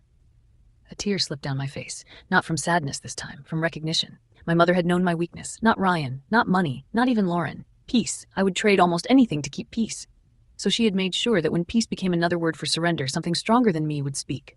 The law, the trust, the will, the papers. Mr. Bell said the estate conference is scheduled for Thursday at 10. I expect Ryan and Lauren will attend. Lauren won't miss it if she thinks money is involved. Then let her think that. I opened my eyes. What should I prepare? Everything you have, but mostly prepare yourself not to respond emotionally. That may be difficult. It will be. They may accuse you, they may cry, they may bring up your mother, they may frame your boundaries as cruelty. They already have. Then you already know the script. I looked at the folder labeled Will. Yes. And Grace? Yes. Do not underestimate your sister. I was quiet. I won't. After we hung up, I stood by the hotel window and looked out at the city. Somewhere across town, Ryan was probably pacing through the kitchen, angry that the house had become less certain. Lauren was probably crying on my couch, wrapping herself in blankets that still smelled like me, telling herself she was the wronged one because consequences had finally arrived. And me? I was no longer in my house, but I was no longer outside the truth either. That afternoon, I received one more message from Lauren. Only one. I read it slowly. There was a time when that message would have pulled me back in. I would have called her, explained, comforted, apologized for being loved in a way she found painful. But that version of me was tired. That version of me had packed a suitcase under the eyes of her husband and sister. That version of me had slept in a hotel room because 2 people mistook her patience for weakness. I did not respond. Instead, I saved the message. Then I opened the folder labeled Lauren and placed it there with the rest. By Thursday, everyone would sit in the same room. Ryan, who thought a mortgage line made him powerful. Lauren, who thought tears made her innocent. Eleanor, who still wanted to believe her son was better than the facts. Mr. Bell, who knew exactly what my mother had done. And me, the woman they thought had already lost. I closed my laptop. Then I took my mother's letter from the envelope and read the final line again. I pressed the paper to my chest. For the first time, I understood that my mother had not only left me property, she had left me permission. Permission to stop saving people who were willing to destroy me. Permission to let Lauren face what Lauren had chosen. Permission to let Ryan discover that a house was not his just because he stood inside it. And permission to walk into that conference, not as the abandoned wife, not as the betrayed sister, not as the strong daughter everyone leaned on until she cracked, but as the rightful owner of a life they had tried to steal. Thursday was coming. And this time, I would not be arriving with a suitcase. I would be arriving with proof. On Thursday morning, I woke before my alarm. For a few seconds, I did not remember where I was. The hotel ceiling stared back at me, flat and unfamiliar. The curtains were half closed, letting in a thin gray line of Seattle morning. Somewhere outside, a truck backed up with 3 sharp beeps, and for one painful moment, I missed my house so badly I could not breathe. Not Ryan, not the marriage. The house. The way sunlight came through the kitchen windows around 7. The sound of rain on the skylight above the stairs. The small dent in the hallway wall from the day Ryan and I moved in and argued over whether the bookcase would fit. It had been mine before I understood how much mine could mean, and today I was going to sit across from the people who had tried to take it from me. I got dressed carefully, not beautifully, not dramatically, carefully. A dark navy dress, low heels, simple gold earrings my mother had given me when I got my first promotion. My wedding ring was not on my hand. I had taken it off the night before and placed it in a small envelope inside the hotel safe. My finger looked strange without it. Lighter. Exposed. Free, maybe. I printed one last set of documents from the hotel business center, placed them in a clean folder, and checked my phone. Ryan had sent 3 messages after midnight. Lauren had sent only 1. That one almost worked. I hated that it almost worked. For a second, I saw her as a child again, sitting on the kitchen floor with a scraped knee, crying my name before she cried for mom. I saw her asleep beside me during thunderstorms, her hand gripping my pajama sleeve. I saw her standing on my porch in the rain with one suitcase, mascara on her cheeks, saying I was her only family. Then I saw her in my cardigan, in my bedroom, beside my husband, and the old softness closed like a door. I took screenshots, saved them, then I put my phone in my purse. Mr. Bell's office looked different that morning. The same brick building, the same brass sign, the same narrow hallway. But as I stepped out of the elevator, I felt like I was walking toward a courtroom. Melissa met me outside the office door. She wore a black blazer, carried a paper coffee cup, and looked like she was ready to fight a parking ticket, a divorce attorney, and possibly God. "You okay?" she asked. "No." "Good." Honest answer. I managed a small smile. "Thank you for coming." "Are you kidding? I've been waiting all week to watch rich people nonsense turn into legal consequences." Despite everything, I laughed. "I'm not rich." "No, but your husband acts like he is, and that's usually worse." Her humor steadied me. Before we entered, she touched my arm. "Grace," I looked at her. "You don't have to be perfect in there. Just don't give them the reaction they came to collect." The reaction they came to collect. That was exactly what Ryan and Lauren wanted. Ryan wanted me emotional so he could call me unstable. Lauren wanted me angry so she could cry. Both of them wanted me to become easier to dismiss. I nodded. "I'll remember." Inside, the receptionist greeted us quietly and led us to a larger conference room I had not seen before. Mr. Bell was already there, standing at the head of a long, polished table. Beside him sat a younger woman with dark hair and a laptop open in front of her. "Grace," he said. "Good morning." "Good morning.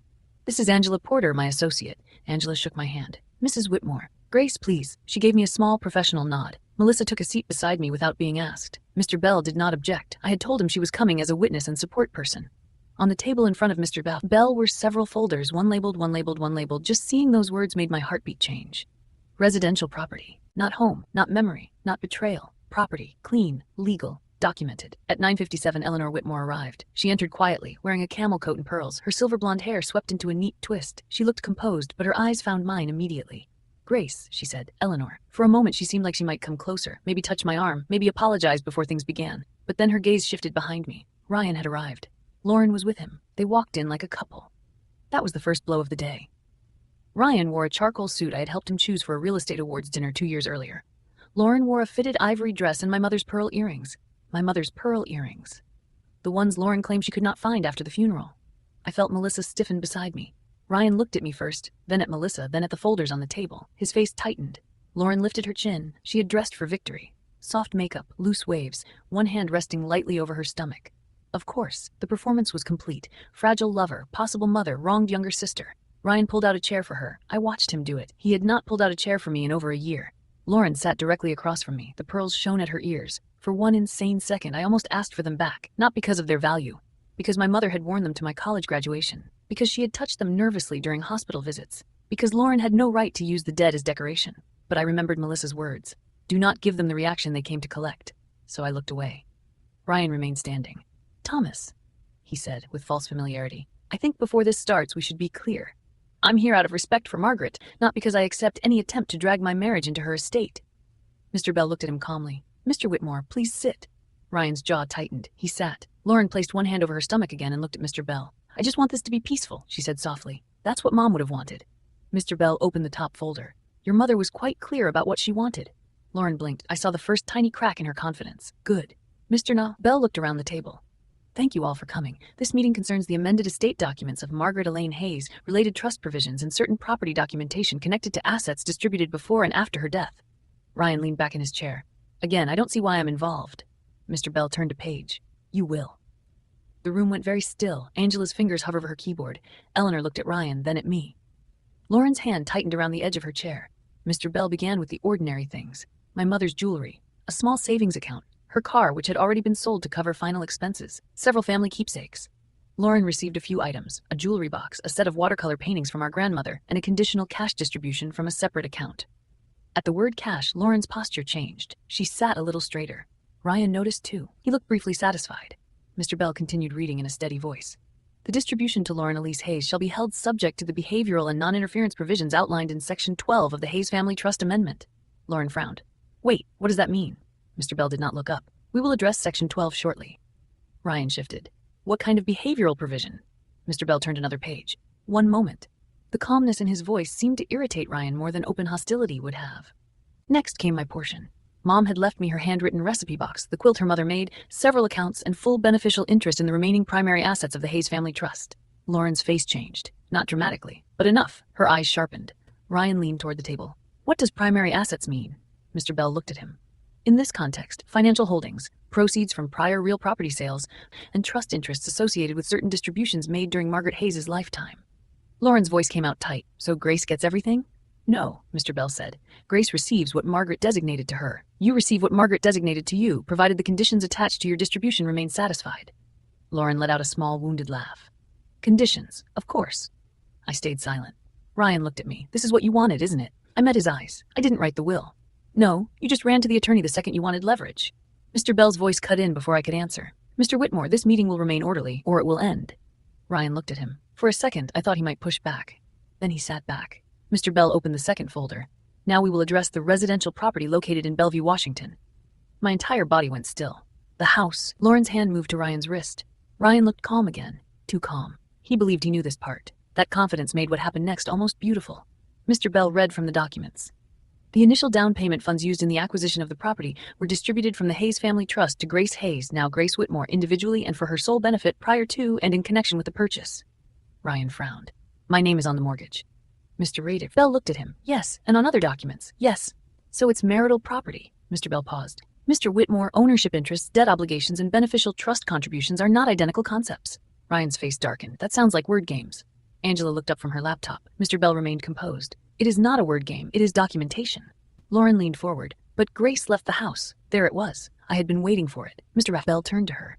Leaving under circumstances involving marital conflict, alleged infidelity, and pressure from a spouse does not automatically constitute abandonment of a legal residence. Lauren flushed. Ryan's voice sharpened. She walked out. I spoke for the first time. After I found you with my sister in our bedroom. The room went silent. Eleanor closed her eyes. Lauren looked down instantly. Ryan glared at me. That is not relevant to property ownership. Mr. Bell said. It may become relevant to several matters, including temporary occupancy, coercive pressure, credibility, and the enforcement of trust provisions. Ryan laughed once. Credibility? You're taking her word for everything? No, Mr. Bell said. Then he opened another folder. We are taking the documents seriously. He slid several printed pages onto the table. Texts, receipts, screenshots, the restaurant reservation. Ryan's messages telling me not to make a scene. Lauren's message about everyone finally being honest. The text about the baby. The text telling me I could collect my things from the hallway. Lauren stared at the pages like they had betrayed her. Ryan's face went pale. Eleanor reached slowly for one of the printouts. She read it, then another. Then she looked at Ryan.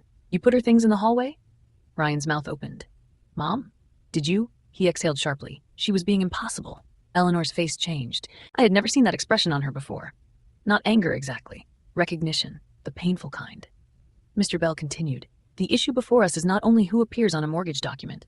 The issue is whether assets distributed from Margaret Hayes' trust for Grace's sole benefit were used to acquire and preserve the property, and whether any party has attempted to pressure Grace Whitmore into surrendering possession, rights, or claims while misrepresenting the ownership structure. Ryan slammed one hand on the table. This is ridiculous. Lauren flinched, but not away from him, toward him, like his anger still belonged to her. Mr. Bell looked at Ryan's hand, then back at his face. Control yourself. Ryan's eyes flashed. You don't get to accuse me of misrepresentation.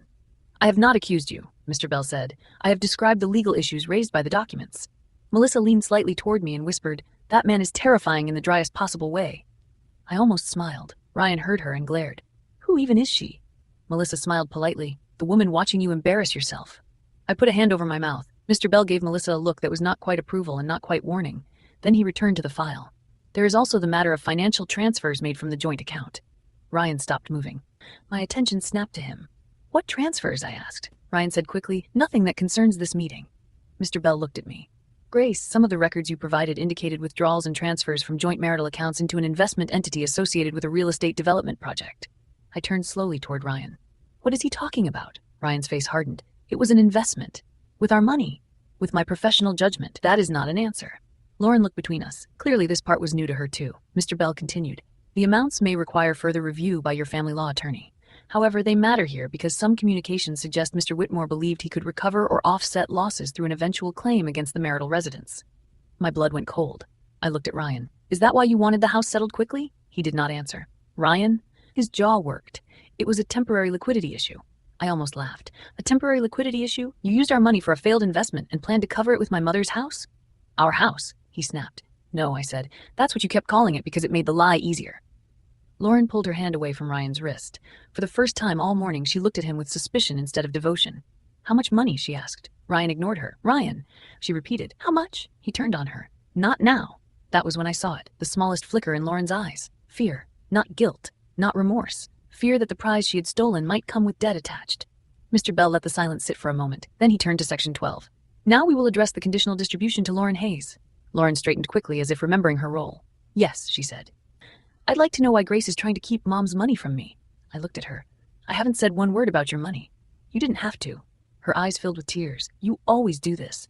You stand there looking calm while everyone else looks crazy. Melissa muttered. That's because everyone else is acting crazy. I pressed my lips together. Mr. Bell raised a hand. Miss Hayes. Lauren looked at him. The conditional provision was written by your mother, not Grace. Lauren's eyes flashed. Mom would never punish me.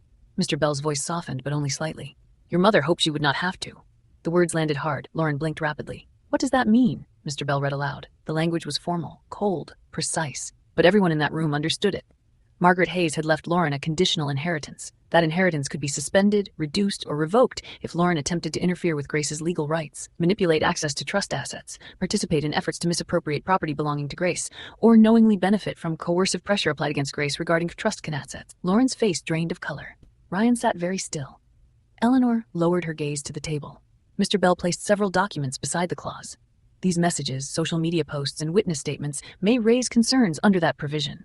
Lauren's voice became sharp. Social media posts. Mr. Bell handed her a printout. It was her own post, the one she had made in my kitchen. She was standing beside the marble island wearing a cream sweater and holding a wine glass. Caption, Lauren stared at it. That doesn't mean anything.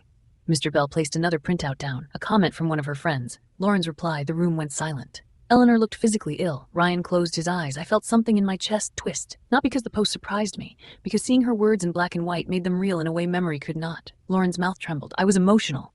Mr. Bell placed another page down, a text she had sent me, then another, then the final one. Lauren looked at me. Her eyes were full now, but this time I could not tell whether the tears were sadness or rage. You saved everything. Yes, I said. How could you? That question almost made me laugh. How could I? You were waiting to use things against me. No, Lauren. I started saving things when you and Ryan started lying. Her face hardened. I didn't lie about loving him. Ryan's eyes opened. Mr. Bell looked down at his notes. Eleanor whispered, Lauren, but Lauren was done pretending to be fragile. She turned toward me fully.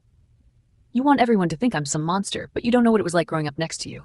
I sat very still. Then tell us. Her laugh was bitter. Perfect Grace. Responsible Grace. Mom's little partner. The one teachers loved. The one who got scholarships. The one who knew how to talk to doctors and bankers and lawyers. Do you know what it feels like to be the daughter people worry about while your sister is the daughter they trust? Yes, I said quietly. She blinked. I leaned forward. I know exactly what it feels like to be the daughter people rely on while your sister is the daughter everyone protects. Lauren flinched. I did not stop. You think I got love because I was trusted, but Lauren, being trusted meant being handed every burden no one else wanted to carry. Her eyes filled again. You always make yourself the martyr. No, I said. I made myself useful because if I didn't, everything fell apart. Ryan scoffed. Grace, this is not therapy. I turned to him. You're right. Therapy would require honesty. His mouth snapped shut. Mr. Bell cleared his throat. Let us return to the matter at hand. Lauren wiped her face. What happens to my inheritance? Mr. Bell looked at her for a long moment. At this stage, the trustee has grounds to suspend distribution pending further review. Lauren stared at him. Suspended? Yes, you can't do that. The trust permits it. My mother left that money to me, conditionally. Lauren stood so fast her chair scraped against the floor. This is insane. Grace set me up. I looked up at her. No, Lauren. You walked into my house, wore my clothes, slept with my husband, and called it a new beginning. The words hit the room like glass breaking. Nobody spoke. Lauren's face crumpled, but this time there was no innocence left in it, only fury. You always had everything, she whispered. I stood too. No, I had responsibilities you never wanted, and stability you resented. You wanted the comfort without the cost. Ryan stood suddenly. That's enough. Eleanor looked at him. Sit down, Ryan. He froze. I had never heard Eleanor use that voice with him. Neither had he. Mom, sit down. Slowly, Ryan sat. Eleanor turned to Lauren. And you, take off those earrings. Lauren's hand flew to her ear. What? Those were Margaret's pearls. Lauren's face went pale. She gave them to me. No, I said, she didn't. They disappeared after the funeral. Lauren looked at Ryan. Ryan looked away. Eleanor's mouth tightened. Take them off. For a moment, Lauren seemed ready to refuse. Then she removed the earrings with shaking hands and placed them on the table. The sound they made was tiny, but it felt final. Mr. Bell collected them calmly. These will remain with the estate inventory until ownership is confirmed. Lauren sat back down. She looked smaller now. Not younger, smaller. Ryan leaned forward, trying to reclaim control. Fine, Lauren's inheritance is between her and the estate, but the house is still a marital issue, and Grace can't just decide she owns it because her mother left some paperwork. Mr. Bell turned to Angela. She clicked something on her laptop, then handed him another document. Mr. Bell slid it toward Ryan. This is the summary of recorded trust contribution, supporting transfer history, and the letter of intent executed by Margaret Hayes and acknowledged during the property acquisition process. Ryan scanned the page. His face changed. Not panic. Not yet. Calculation. I don't remember signing this, Mr. Bell said. Your signature appears on the acknowledgement page.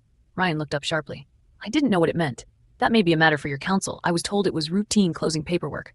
Many important documents are signed during routine closings. Ryan's face reddened. You people buried this. Mr. Bell's tone remained even. No, Mr. Whitmore, you failed to read it. For a moment, no one breathed. Then Melissa whispered, Damn. I gave her a look, but inside something loosened. Ryan stared at the signature page. His own name sat there in black ink, his arrogance preserved like a specimen. He looked at me. You knew about this? No. Bullshit. I found out after you threw me out. He pushed the paper away. I did not throw you out. Mr. Bell slid another printout forward. Ryan's own text. Ryan looked at it. Then at me. Then at his mother. Eleanor's eyes shone with tears. You lied to me, she said. Ryan's expression shifted instantly. Mom, I was trying to keep this from becoming ugly. It was ugly before Grace called a lawyer. Lauren whispered, Eleanor, please, you don't understand. Eleanor turned on her. Oh, I'm beginning to. Lauren recoiled as if slapped. For the first time, I almost felt pity. Not enough to save her, but enough to remember that consequences often look cruel to people who never expected them. Mr. Bell gathered the papers into a neat stack. To summarize, the estate will spend Lauren Hayes' conditional distribution, pending investigation of potential violations of the non-interference provision. The trust will preserve all claims related to Grace Whitmore's beneficial interest in the residential property. Grace Whitmore is advised not to sign any marital settlement, property release, or occupancy agreement without independent family law counsel. Mr. Whitmore's counsel will receive documentation concerning trust contributions and related property claims. Ryan spoke through clenched teeth. You're trying to take everything from me. I looked at him. No, I'm taking back what was never yours to use against me. His eyes burned. And what about our marriage? The question was so absurd I almost did not understand it. Our marriage? He leaned closer. Yes. Are you really going to destroy 7 years over this? I stared at him. This? His face twitched. You know what I mean? I stood slowly. Everyone watched me. I placed both hands on the table and looked directly at him. You brought my sister into our bed, let her wear my clothes, helped her push me out of my own home, lied to your mother, used our money for a failed investment, and then tried to scare me into believing I had no claim to the house my mother helped me buy. My voice stayed calm. That surprised me. Then I said, there is no marriage left for me to destroy. Ryan looked away first. That felt like its own verdict. Lauren began crying again, quieter this time. Not performance crying, something worse, a trapped sound. What am I supposed to do? She whispered. No one answered. She looked at me. Grace. I hated the way she said my name, like an old key she expected to still fit. Please. There it was, the word she always reached for when charm failed. Please. Please forgive me. Please help me. Please fix this. Please be who I need you to be so I don't have to face who I am. I looked at my sister for a long moment. Then I said, I loved you longer than anyone in this room, Lauren. Her face crumpled. But you didn't want my love. You wanted my life. She covered her mouth. I picked up my folder. Mr. Bell stood. This meeting is concluded for today. Formal follow-up will be sent to council and relevant parties. Ryan stood abruptly. We're not done. Mr. Bell looked at him. Yes, we are. Ryan's hand closed around the back of his chair. You can't force me out of my home. Mr. Bell's voice remained calm. No one has used the word force today except you. But if you would attempt to deny Grace access, remove her belongings, alter locks, dispose of property, or pressure her into signing documents, that will be handled accordingly. Ryan's face went rigid. Lauren stood beside him, no longer touching him. That distance mattered. For the first time since the affair came into the light, they did not look like a united front. They looked like two people standing near the same fire and realizing there was only enough water for one. Eleanor approached me as the others gathered their things. "Grace," she said softly. I turned. Her eyes were wet. "I owe you would not make it easy for her." "Yes," I said, "you do." She inhaled, accepting that. "I wanted to believe my son. I know. That was wrong." I looked past her at Ryan. He was talking sharply to Lauren, his voice low and angry. Lauren's arms were wrapped around herself. Without my mother's pearls, she looked less polished, less certain. Eleanor followed my gaze. "I don't know who he is right now," she whispered. I looked back at her. "I think he's who he was when nobody was saying no." That hurt her. I saw it. But she nodded. Melissa touched my shoulder. "We should go." I turned toward the door. Behind me, Lauren suddenly spoke. "Grace." I stopped but did not turn immediately. Did Mom really write that clause because of me? The room went quiet again. Slowly I faced her. Mr. Bell did not answer. Neither did Eleanor. So I did. "She wrote it because she knew me." Lauren frowned through tears. "What?" "She knew I would keep forgiving you until there was nothing left of me." Lauren looked down. For once she had no comeback. Ryan scoffed under his breath. "Very touching." Eleanor snapped, "Ryan." He went silent. I looked at him one last time. There had been a time when I would have searched his face for remorse, some sign that the man I loved was trapped beneath the man who had hurt me. But now I understood something. People do not need to be monsters to destroy you. Sometimes they only need to believe their wanting matters more than your breaking. I walked out of the conference room with Melissa beside me. The hallway was quiet. The receptionist looked up, saw my face, and quickly looked back down. In the elevator, Melissa exhaled loudly. "Well," she said, "that was the most satisfying legal meeting I've ever attended, and I once watched a landlord get fined for illegal mold." I laughed. Then I cried. It happened all at once. A small laugh cracked open into tears I could not stop. Melissa put an arm around my shoulders. "Hey, you did good." "I don't feel good." "You're not supposed to. You just survived emotional warfare with paperwork." That made me laugh again through the tears. When we stepped outside, the rain had returned, a fine cold drizzle that covered everything without making a sound. Melissa offered to drive me back to the hotel, but I shook my head. "I need a minute." She studied me. "You sure?" "Yes, call me if they follow you." "I will." She hugged me hard. Then she left. I stood alone beneath the awning, clutching my folder against my chest. For the first time in days, I let myself feel the full weight of it. Ryan had not just cheated. Lauren had not just betrayed me. They had tried to take the physical place where I kept my memories of my mother, my work, my marriage, my life. And today, my mother's will had answered them. Not with rage, not with screaming, with clauses, signatures, dates. A dead woman's foresight made ink. My phone buzzed. I expected Ryan, or Lauren, but it was a voicemail notification from an unknown number. I listened. A woman's voice. "Hi, Grace. This is Danielle from the front desk at Whitmore Realty. I'm sorry to bother you, but Ryan asked me last week to prepare a letter confirming projected equity from your residence for a private lender. I felt uncomfortable and wanted to make sure you were aware. Please call me back when you can." I stopped walking. Projected equity. Private lender. The folder in my arms suddenly felt heavier. Ryan had not only been planning to use the house in the divorce, he had already been trying to leverage it. I saved the voicemail. Then I looked back up at the third-floor window of Mr. Bell's office. The meeting was over. But the war for my house had just revealed a second battlefield. My phone buzzed again. This time Ryan, then Lauren. I stared at the two messages. For a moment, I thought about responding. I thought about explaining that happy was not the word. I thought about telling Ryan humiliation was what he felt when the truth entered a room he could not control. I thought about telling Lauren that I had never wanted to win against her. I had wanted a sister. But some truths are wasted on people still arguing with consequences. So I saved the messages. Then I opened a new folder on my phone. I named it. The rain fell harder. I stepped out from under the awning and walked toward my car. I was still hurt, still grieving, still sleeping in a hotel room with a suitcase and a wooden box. But I was no longer the woman they had pushed out. That woman had left the house in shock. The woman walking through the rain now had proof, a lawyer, a witness, and a mother's final protection wrapped around her like armor. Ryan and Lauren thought today had been the punishment. They were wrong. Today was only the reading. The consequences were still coming. The voicemail from Danielle changed everything. Until that moment, I thought I understood the shape of Ryan's betrayal. He had betrayed our marriage. He had betrayed my trust. He had let my sister walk into my home, my bedroom, my life, and make herself comfortable in the places I once thought were safe. But the voicemail made the betrayal bigger, colder, more planned. Ryan had not only wanted the house after everything fell apart, he had already been trying to use it, before the meeting, before the will, before I even knew how far his lies had gone. I sat in my car outside Mr. Bell's office while rain streaked across the windshield, listening to Danielle's message 3 more times. "Ryan asked me last week to prepare a letter confirming projected equity from your residence for a private lender." Last week. That meant while I was still sleeping beside him, while I was still trying to convince myself Lauren's laughter meant nothing, while I was still folding laundry in a house he was quietly trying to leverage. I saved the voicemail. Then I called Mr. Bell. He answered on the second ring. "Grace, I just received a voicemail from someone at Ryan's office." "What kind of voicemail?" I played it for him through the speaker. When it ended, there was a pause. Then he said, "Forward that to me immediately." My hand tightened around the phone. "Does it matter?" "Yes, very much." I closed my eyes. "How bad is this?" That depends on what he submitted, what he represented, and whether your consent or ownership interest was mischaracterized. But if he attempted to use projected equity tied to trust-connected property as support for private borrowing without proper authorization, your family law attorney will want to know. The words were legal and careful, but I understood the meaning beneath them. Ryan had gotten desperate, and desperate people made mistakes. Should I call Danielle back? I asked. Yes, but keep it brief. Ask her to send anything she is comfortable providing in writing. Do not coach her, do not pressure her, simply ask for records. Okay. And Grace? Yes? Do not confront Ryan about this. I almost laughed. There had been a time when my first instinct would have been to call Ryan immediately, to demand answers, to give him the chance to explain, deny, twist, blame, charm, and turn the entire thing into another argument about my tone. That woman was exhausted. That woman had finally learned silence could be strategic. I won't, I said. After we hung up, I called Danielle. Her voice sounded nervous. Grace? Yes, thank you for calling me. I wasn't sure if I should. Ryan is my boss, but something about it felt wrong. He said it was for a private bridge loan connected to an investment project, but the residence was listed as marital property, and I knew you two were both tied to it. When did he ask you? Last Monday. My stomach turned. Did he submit anything? I don't know. I prepared a draft letter, but I didn't send it. I told him I needed confirmation from both property owners or counsel. He got angry. Of course he did. Do you still have the draft? Yes.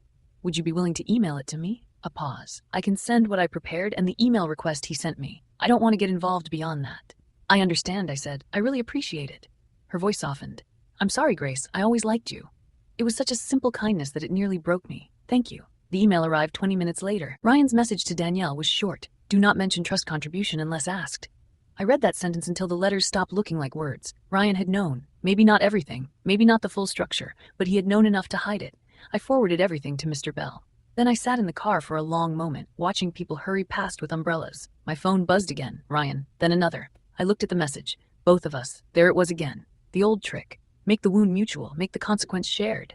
Make the person defending herself feel guilty for the damage caused by the person who attacked. I typed only one response. Then I put my phone away. That night, I slept 4 straight hours for the first time since leaving the house. It was not peace, but it was something close to direction. The next few weeks did not unfold like a movie. There was no single dramatic courtroom moment where a judge slammed a gavel and declared me victorious. Real consequences are slower than that. They arrived through emails, certified letters, scheduled calls, document requests, and the quiet panic of people who thought the truth would stay emotional instead of becoming organized. Mr. Bell connected me with a family law attorney named Rebecca Miles. Rebecca was short, sharp, and terrifyingly calm. She had the kind of voice that made even bad news sound manageable. The first time we met, she reviewed my folder in silence. Ryan's texts, Lauren's messages, the restaurant receipt, the estate documents, the trust records, the voicemail from Danielle, the draft equity letter. When she finished, she removed her glasses and looked at me. Grace, I'm going to be direct. Please. Your husband has underestimated you. I gave a tired smile. He's done that for years. He has also likely underestimated the paper trail. That smile faded. What happens now? Now we protect your access to the residence, preserve evidence, address any improper financial activity, and make it very difficult for him to bully you into a fast settlement. A fast settlement. That was exactly what Ryan had wanted. Get me out, keep the house, hide the financial mess, frame Lauren as the fragile new beginning, turn me into the bitter ex-wife who could not let go. Rebecca tapped one page with her pen. This pregnancy claim. Has anyone provided proof? No. Then we ignore it unless they provide documentation. Do not let an unverified claim control your legal decisions. It felt strange to hear someone say that out loud, because emotionally the word pregnant still had power. Legally, without proof, it was just another statement. Another pressure point. Rebecca continued. Your sister may matter emotionally, but legally, your husband is the one tied to the marriage and finances. Do not let them turn this into a fight between sisters while he walks away from financial scrutiny. That sentence stayed with me too. A fight between sisters. That was the story Lauren wanted. Jealous Grace versus wounded Lauren. But this was bigger than Lauren's envy. Ryan had made choices. Adult choices. Documented choices. And for once, someone was going to read them closely. 3 days later, Ryan received Rebecca's first formal letter. He called me 7 times in 1 hour. I did not answer. Then Eleanor called. I almost ignored it, but something made me pick up. Hello, Grace, she said. Her voice sounded different, not polished, not controlled, tired. Ryan came to see me. I sat on the edge of the hotel bed. Okay. He says you were trying to destroy him financially. I'm trying to protect myself. I know. Those 2 words surprised me. I waited. Eleanor took a shaky breath. He admitted there was an investment loss. My eyes closed. How much? He wouldn't give me a clear number. That means it's bad. Yes, she whispered. I think it is. For a moment, neither of us spoke. Then she said, he also admitted Lauren is not pregnant. The room went silent. I had suspected it. Maybe I had known, but hearing it still felt like a physical blow. She lied? I asked. I don't know whose lie it was, Eleanor said. Ryan said Lauren took a test and thought she was, but then she wasn't. But he knew before the estate meeting. I stood slowly. He knew? Yes. And he still used it? Eleanor's silence answered. My hand trembled around the phone, not because I still wanted him, because there was something uniquely cruel about inventing or stretching the possibility of a child to manipulate the woman you had already betrayed. He told me I should leave because she was pregnant, I said. Eleanor's voice broke. I'm sorry. This time, the apology sounded like it cost her something. I walked to the window and looked out at the gray city. Eleanor, why are you telling me this? Because I believed him too easily, she said. And because you deserve to know. I pressed my lips together. Thank you. Grace? Yes? I don't expect you to forgive him. I almost laughed. No. Her voice trembled. I'm not sure I can either. That was the first time I felt sorry for Eleanor, not because she had lost a perfect son, because she was finally meeting the real one, and no mother is prepared for that. The truth about the pregnancy came out quickly after that. Lauren tried to explain it in a long email I did not ask for. She wrote that she had been late, scared, emotional, overwhelmed. She wrote that Ryan had spoken too soon. She wrote that she had not meant for it to become a weapon. But at the end of the email, she wrote one sentence that showed me she still did not understand. Real. As if pain made something noble. As if lies became love when repeated loudly enough. I forwarded the email to Rebecca. Then I filed it under Lauren. I did not respond. A week later, Melissa drove me to the house to collect more belongings. This time, we did not go alone. Rebecca had arranged a formal time through Ryan's attorney. A neutral third-party property coordinator was present. Ryan was required not to interfere. When I arrived, Lauren's car was gone. Ryan stood in the driveway, arms crossed, jaw tight. He looked thinner, angrier, less polished. For a moment, I saw the man I had married beneath the mess he had made. Not because he looked innocent, but because he looked human. Tired, cornered, frightened by consequences he could no longer charm his way around. Then he opened his mouth. You happy now? And whatever softness had started to form inside me disappeared. Melissa muttered, amazing how allergic he is to accountability. I stepped out of the car. Ryan looked at her. Does she have to be here? Yes, I said. He laughed bitterly. Of course, Grace needs witnesses now. Yes, I said again. I do. He stared at me, and for once he had no answer. Inside, the house looked worse than I expected. Not destroyed, that would have been easier. It was subtly wrong. Lauren's candle still sat on the coffee table. One of her scarves hung over a dining chair. A stack of her magazines lay beside the couch. My wedding photo was gone from the bookshelf. The space where it had been looked like a missing tooth. I walked through the living room slowly. The house felt like it was holding its breath. Ryan followed at a distance. The photo broke, he said. I know. I threw it away. I turned to him. You threw away our wedding photo? His face hardened. It was cracked. I looked at him for a long moment. Fitting. Then I walked upstairs. The bedroom door was open. The bed was made with sheets I did not recognize. Lauren's smell still lingered, faint but undeniable. Vanilla. Powder. The kind of sweet scent that tries too hard to seem innocent. For one moment my knees nearly gave out. Melissa touched my elbow. You good? Want to take a second? I shook my head. No, I want my things. We packed systematically. My work files, my remaining clothes, my grandmother's quilt, the recipe box Mom had left me. A few framed photos Lauren had not touched. In the guest room, I found 2 of my sweaters in Lauren's open suitcase. One navy, one gray. Both mine. The property coordinator photographed them before I took them back. Ryan stood in the doorway. Are we really documenting sweaters now? I looked at him. We are documenting a pattern. His mouth closed. In the bathroom, I found my anniversary perfume empty in the trash. That one hurt more than I wanted it to. Not because of the perfume, because Ryan had given it to me when I still believed his gifts meant he knew me. I picked up the empty bottle. Melissa saw my face. Grace! I placed it in a bag. Document it. Ryan cursed under his breath and walked away. Before leaving, I stopped in the kitchen. My kitchen. The marble island still had a faint ring from a wine glass. Maybe Lauren's. Maybe Ryan's. Maybe from the night they sat laughing while I stood in the doorway pretending not to see. I placed my hand flat against the counter. This house had seen me humiliated, but it had also seen my mother laugh. It had seen winter mornings. It had seen me build a life before Ryan mistook that life for something he could inherit through betrayal. I whispered, so softly only Melissa heard, I'm coming back. She squeezed my shoulder. Damn right you are. The legal process moved faster after Ryan's financial issues surfaced. His attorney became less aggressive. Then much less aggressive. Rebecca told me that was common. People posture until documents appear, she said. The private lender inquiry caused problems for Ryan at work. Danielle had not been the only person uncomfortable with his request. His brokerage opened an internal review. A client from his failed investment project complained. Then another. Within a month, Ryan was placed on administrative leave. He blamed me, of course. I sent the message to Rebecca. She replied with only, so I didn't. Lauren's consequences came from a different direction. Mr. Bell formally suspended her conditional inheritance pending review. Once she realized tears would not unlock the money, she hired her own attorney. Then, after one meeting with that attorney and the trust documents, her tone changed. Gone were the long, emotional messages. Gone were the accusations about Mom loving me more. Gone was the talk about sisterhood. Instead, she sent one short email through counsel expressing willingness to resolve misunderstandings privately. Mr. Bell's response was equally short. There had been no misunderstanding, only conduct. That line became one of my favorite sentences. There had been no misunderstanding, only conduct. Eventually, Lauren moved out of my house. Not because she suddenly became noble, because Ryan could no longer offer her what she came for. The house was contested, his money was under scrutiny, his job was in danger, his mother was no longer defending him, and the inheritance Lauren thought would cushion her fall was frozen behind the very clause Mom had written because she knew her. Lauren left on a rainy Tuesday. I know because the neighbor across the street, Mrs. Adler, called me. "Grace, sweetheart," she said, "there's a blonde woman loading suitcases into a car in your driveway. Should I be concerned?" I almost smiled. "No, Mrs. Adler, that's my sister." There was a pause. "Oh," she said, "then should I be very concerned?" That time, I did smile. "No, I think she's leaving." "Good," Mrs. Adler said. I never liked the way she parked. That small, ridiculous comment made me laugh for the first time in days. After Lauren left, Ryan stayed in the house for another week. Then, under legal pressure and with his finances tightening, he agreed to temporary exclusive occupancy for me while the divorce and property matters proceeded. Rebecca called me with the news. "You can return Friday." I sat in silence. "Grace?" "I heard you." "You okay?" I looked around the hotel room that had become both refuge and prison. My suitcase, my mother's box, the folders stacked on the desk, the little coffee maker that never made coffee hot enough. "Yes," I said. "I think so." But when Friday came, I sat in the driveway for almost 10 minutes before going inside, just like I had sat outside Mr. Bell's office. Some doors are harder to open after someone has made you feel like you do not belong behind them. The house was quiet, too quiet. Ryan was gone. Lauren was gone. A few things were missing. A few things were broken. A few things would never feel the same, but the key still fit. That mattered.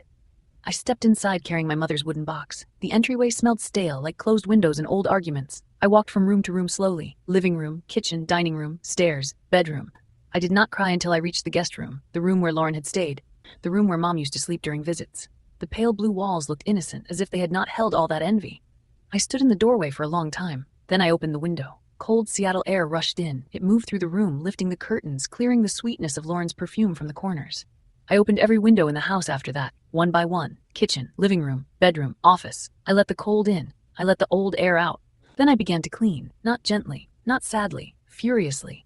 I stripped the bed. I bagged every candle Lauren had bought. I threw away the cheap wine glasses she had used. I scrubbed the bathroom counter until my arms hurt. I emptied the guest room closet. I moved furniture. I took down anything that felt contaminated by their version of the story. At one point I found one of Lauren's earrings under the bed, not my mother's pearls, something cheap and gold-colored.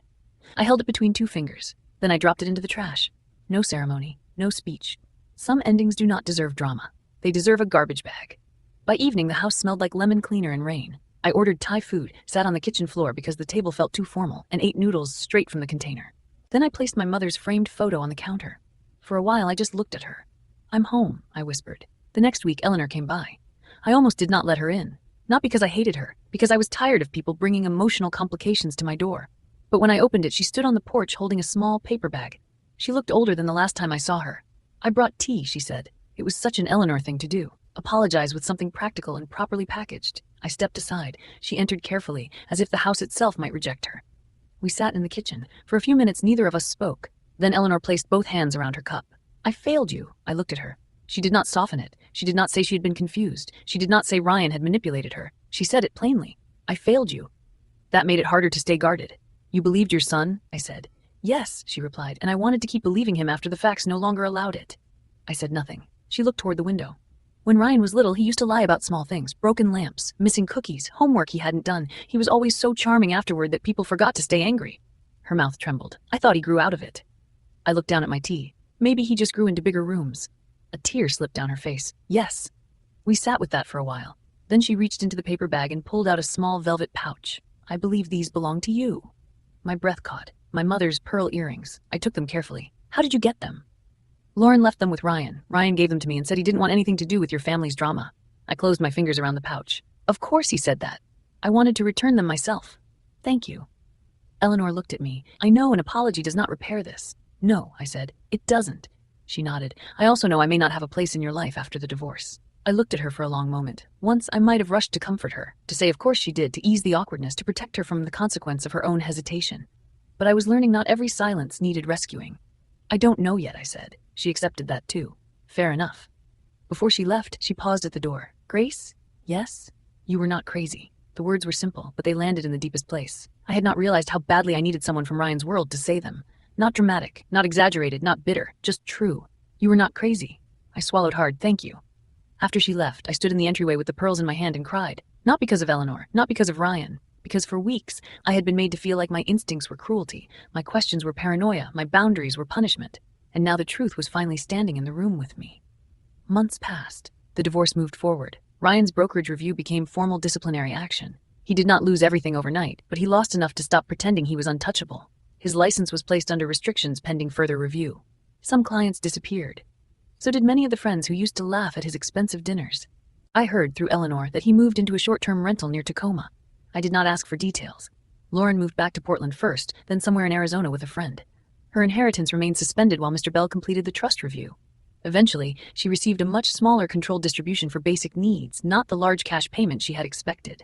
Mr. Bell told me that was what my mother's documents allowed, not cruelty. Protection. Lauren wrote me one letter, an actual letter, mailed to the house. For 3 days, I left it unopened on the kitchen counter. When I finally read it, I expected rage. Instead, it was worse. It was sadness mixed with blame. She wrote that she had always felt invisible beside me, that Mom had trusted me with everything and left her with nothing but shame, that Ryan had made her feel chosen for the first time in her life. Near the end, she wrote, I sat with that sentence for a long time. Then I took out a sheet of paper and wrote back. Not a long letter, not a cruel one, just the truth. I mailed it the next day. She never replied. That was its own kind of mercy. Slowly, the house became mine again. Not the old mine, something stronger. I turned the guest room into an office, not immediately. For a while, I kept the door closed. Then one Saturday morning, I painted the walls a warm white, carried in a desk, hung shelves, and placed my mother's recipe box near the window. On the wall, I hung a framed copy of one sentence from her letter. Every time I looked at it, I remembered. Not just what Ryan and Lauren did, but what I almost allowed because I wanted peace more than I wanted protection. I sold the bedroom furniture and bought a new bed. I replaced the broken wedding photo with a picture of Mom laughing in her garden. I changed the locks. I changed the alarm code. I changed my name back to Grace Hayes. That last one felt like breathing after being underwater for too long. The day the divorce was finalized, Rebecca handed me the papers in a quiet conference room. It's done, she said. I looked at the signature lines. Ryan had signed. I had signed. A marriage that began with vows ended with black ink and legal spacing. I expected to feel grief, and I did. A little. Not for the man Ryan had become. For the woman I had been when I believed him. She had loved sincerely. She had trusted fully. She had not been stupid. She had been hopeful. I decided not to hate her for that. Rebecca watched me carefully. How do you feel? I thought about it. Lighter. She smiled. That's a good start. When I left her office, the sky was clear. Actually clear. No drizzle, no gray ceiling, just pale blue stretching above downtown Seattle like the city had finally remembered another color. I drove home with the windows down. At a red light, my phone buzzed, a message from an unknown number. But I knew. Ryan. I stared at the message. For once, he was almost right. Lauren was not the reason we ended. She was the test. Ryan was the answer. I blocked the number. Then the light turned green. That evening, I stood in front of my house with the key in my hand. The maple tree in the yard had begun to turn gold. The porch light glowed softly. Through the front window, I could see the lamp I had chosen, the curtains I had washed, the rooms I had reclaimed. For the first time in months, the house did not look like a battlefield. It looked like a beginning. I walked inside and closed the door behind me. No suitcase, no shaking hands, no husband waiting to twist the truth, no sister wearing my clothes and calling it fate. Just silence. Mine. I set my purse on the table, kicked off my shoes, and made tea. Then I took my mother's pearl earrings from the velvet pouch and placed them in my jewelry box. Not because they were expensive, because they had survived the hands that tried to claim them. Like the house, like the truth, like me. Later that night, I opened the back door and stepped onto the patio. The air smelled like rain and cedar. Seattle glittered faintly in the distance, the city lights softened by mist. I thought about the title people would give my story if they heard only the ugly parts. My sister stole my husband. My husband tried to take my house. My mother's will exposed everything.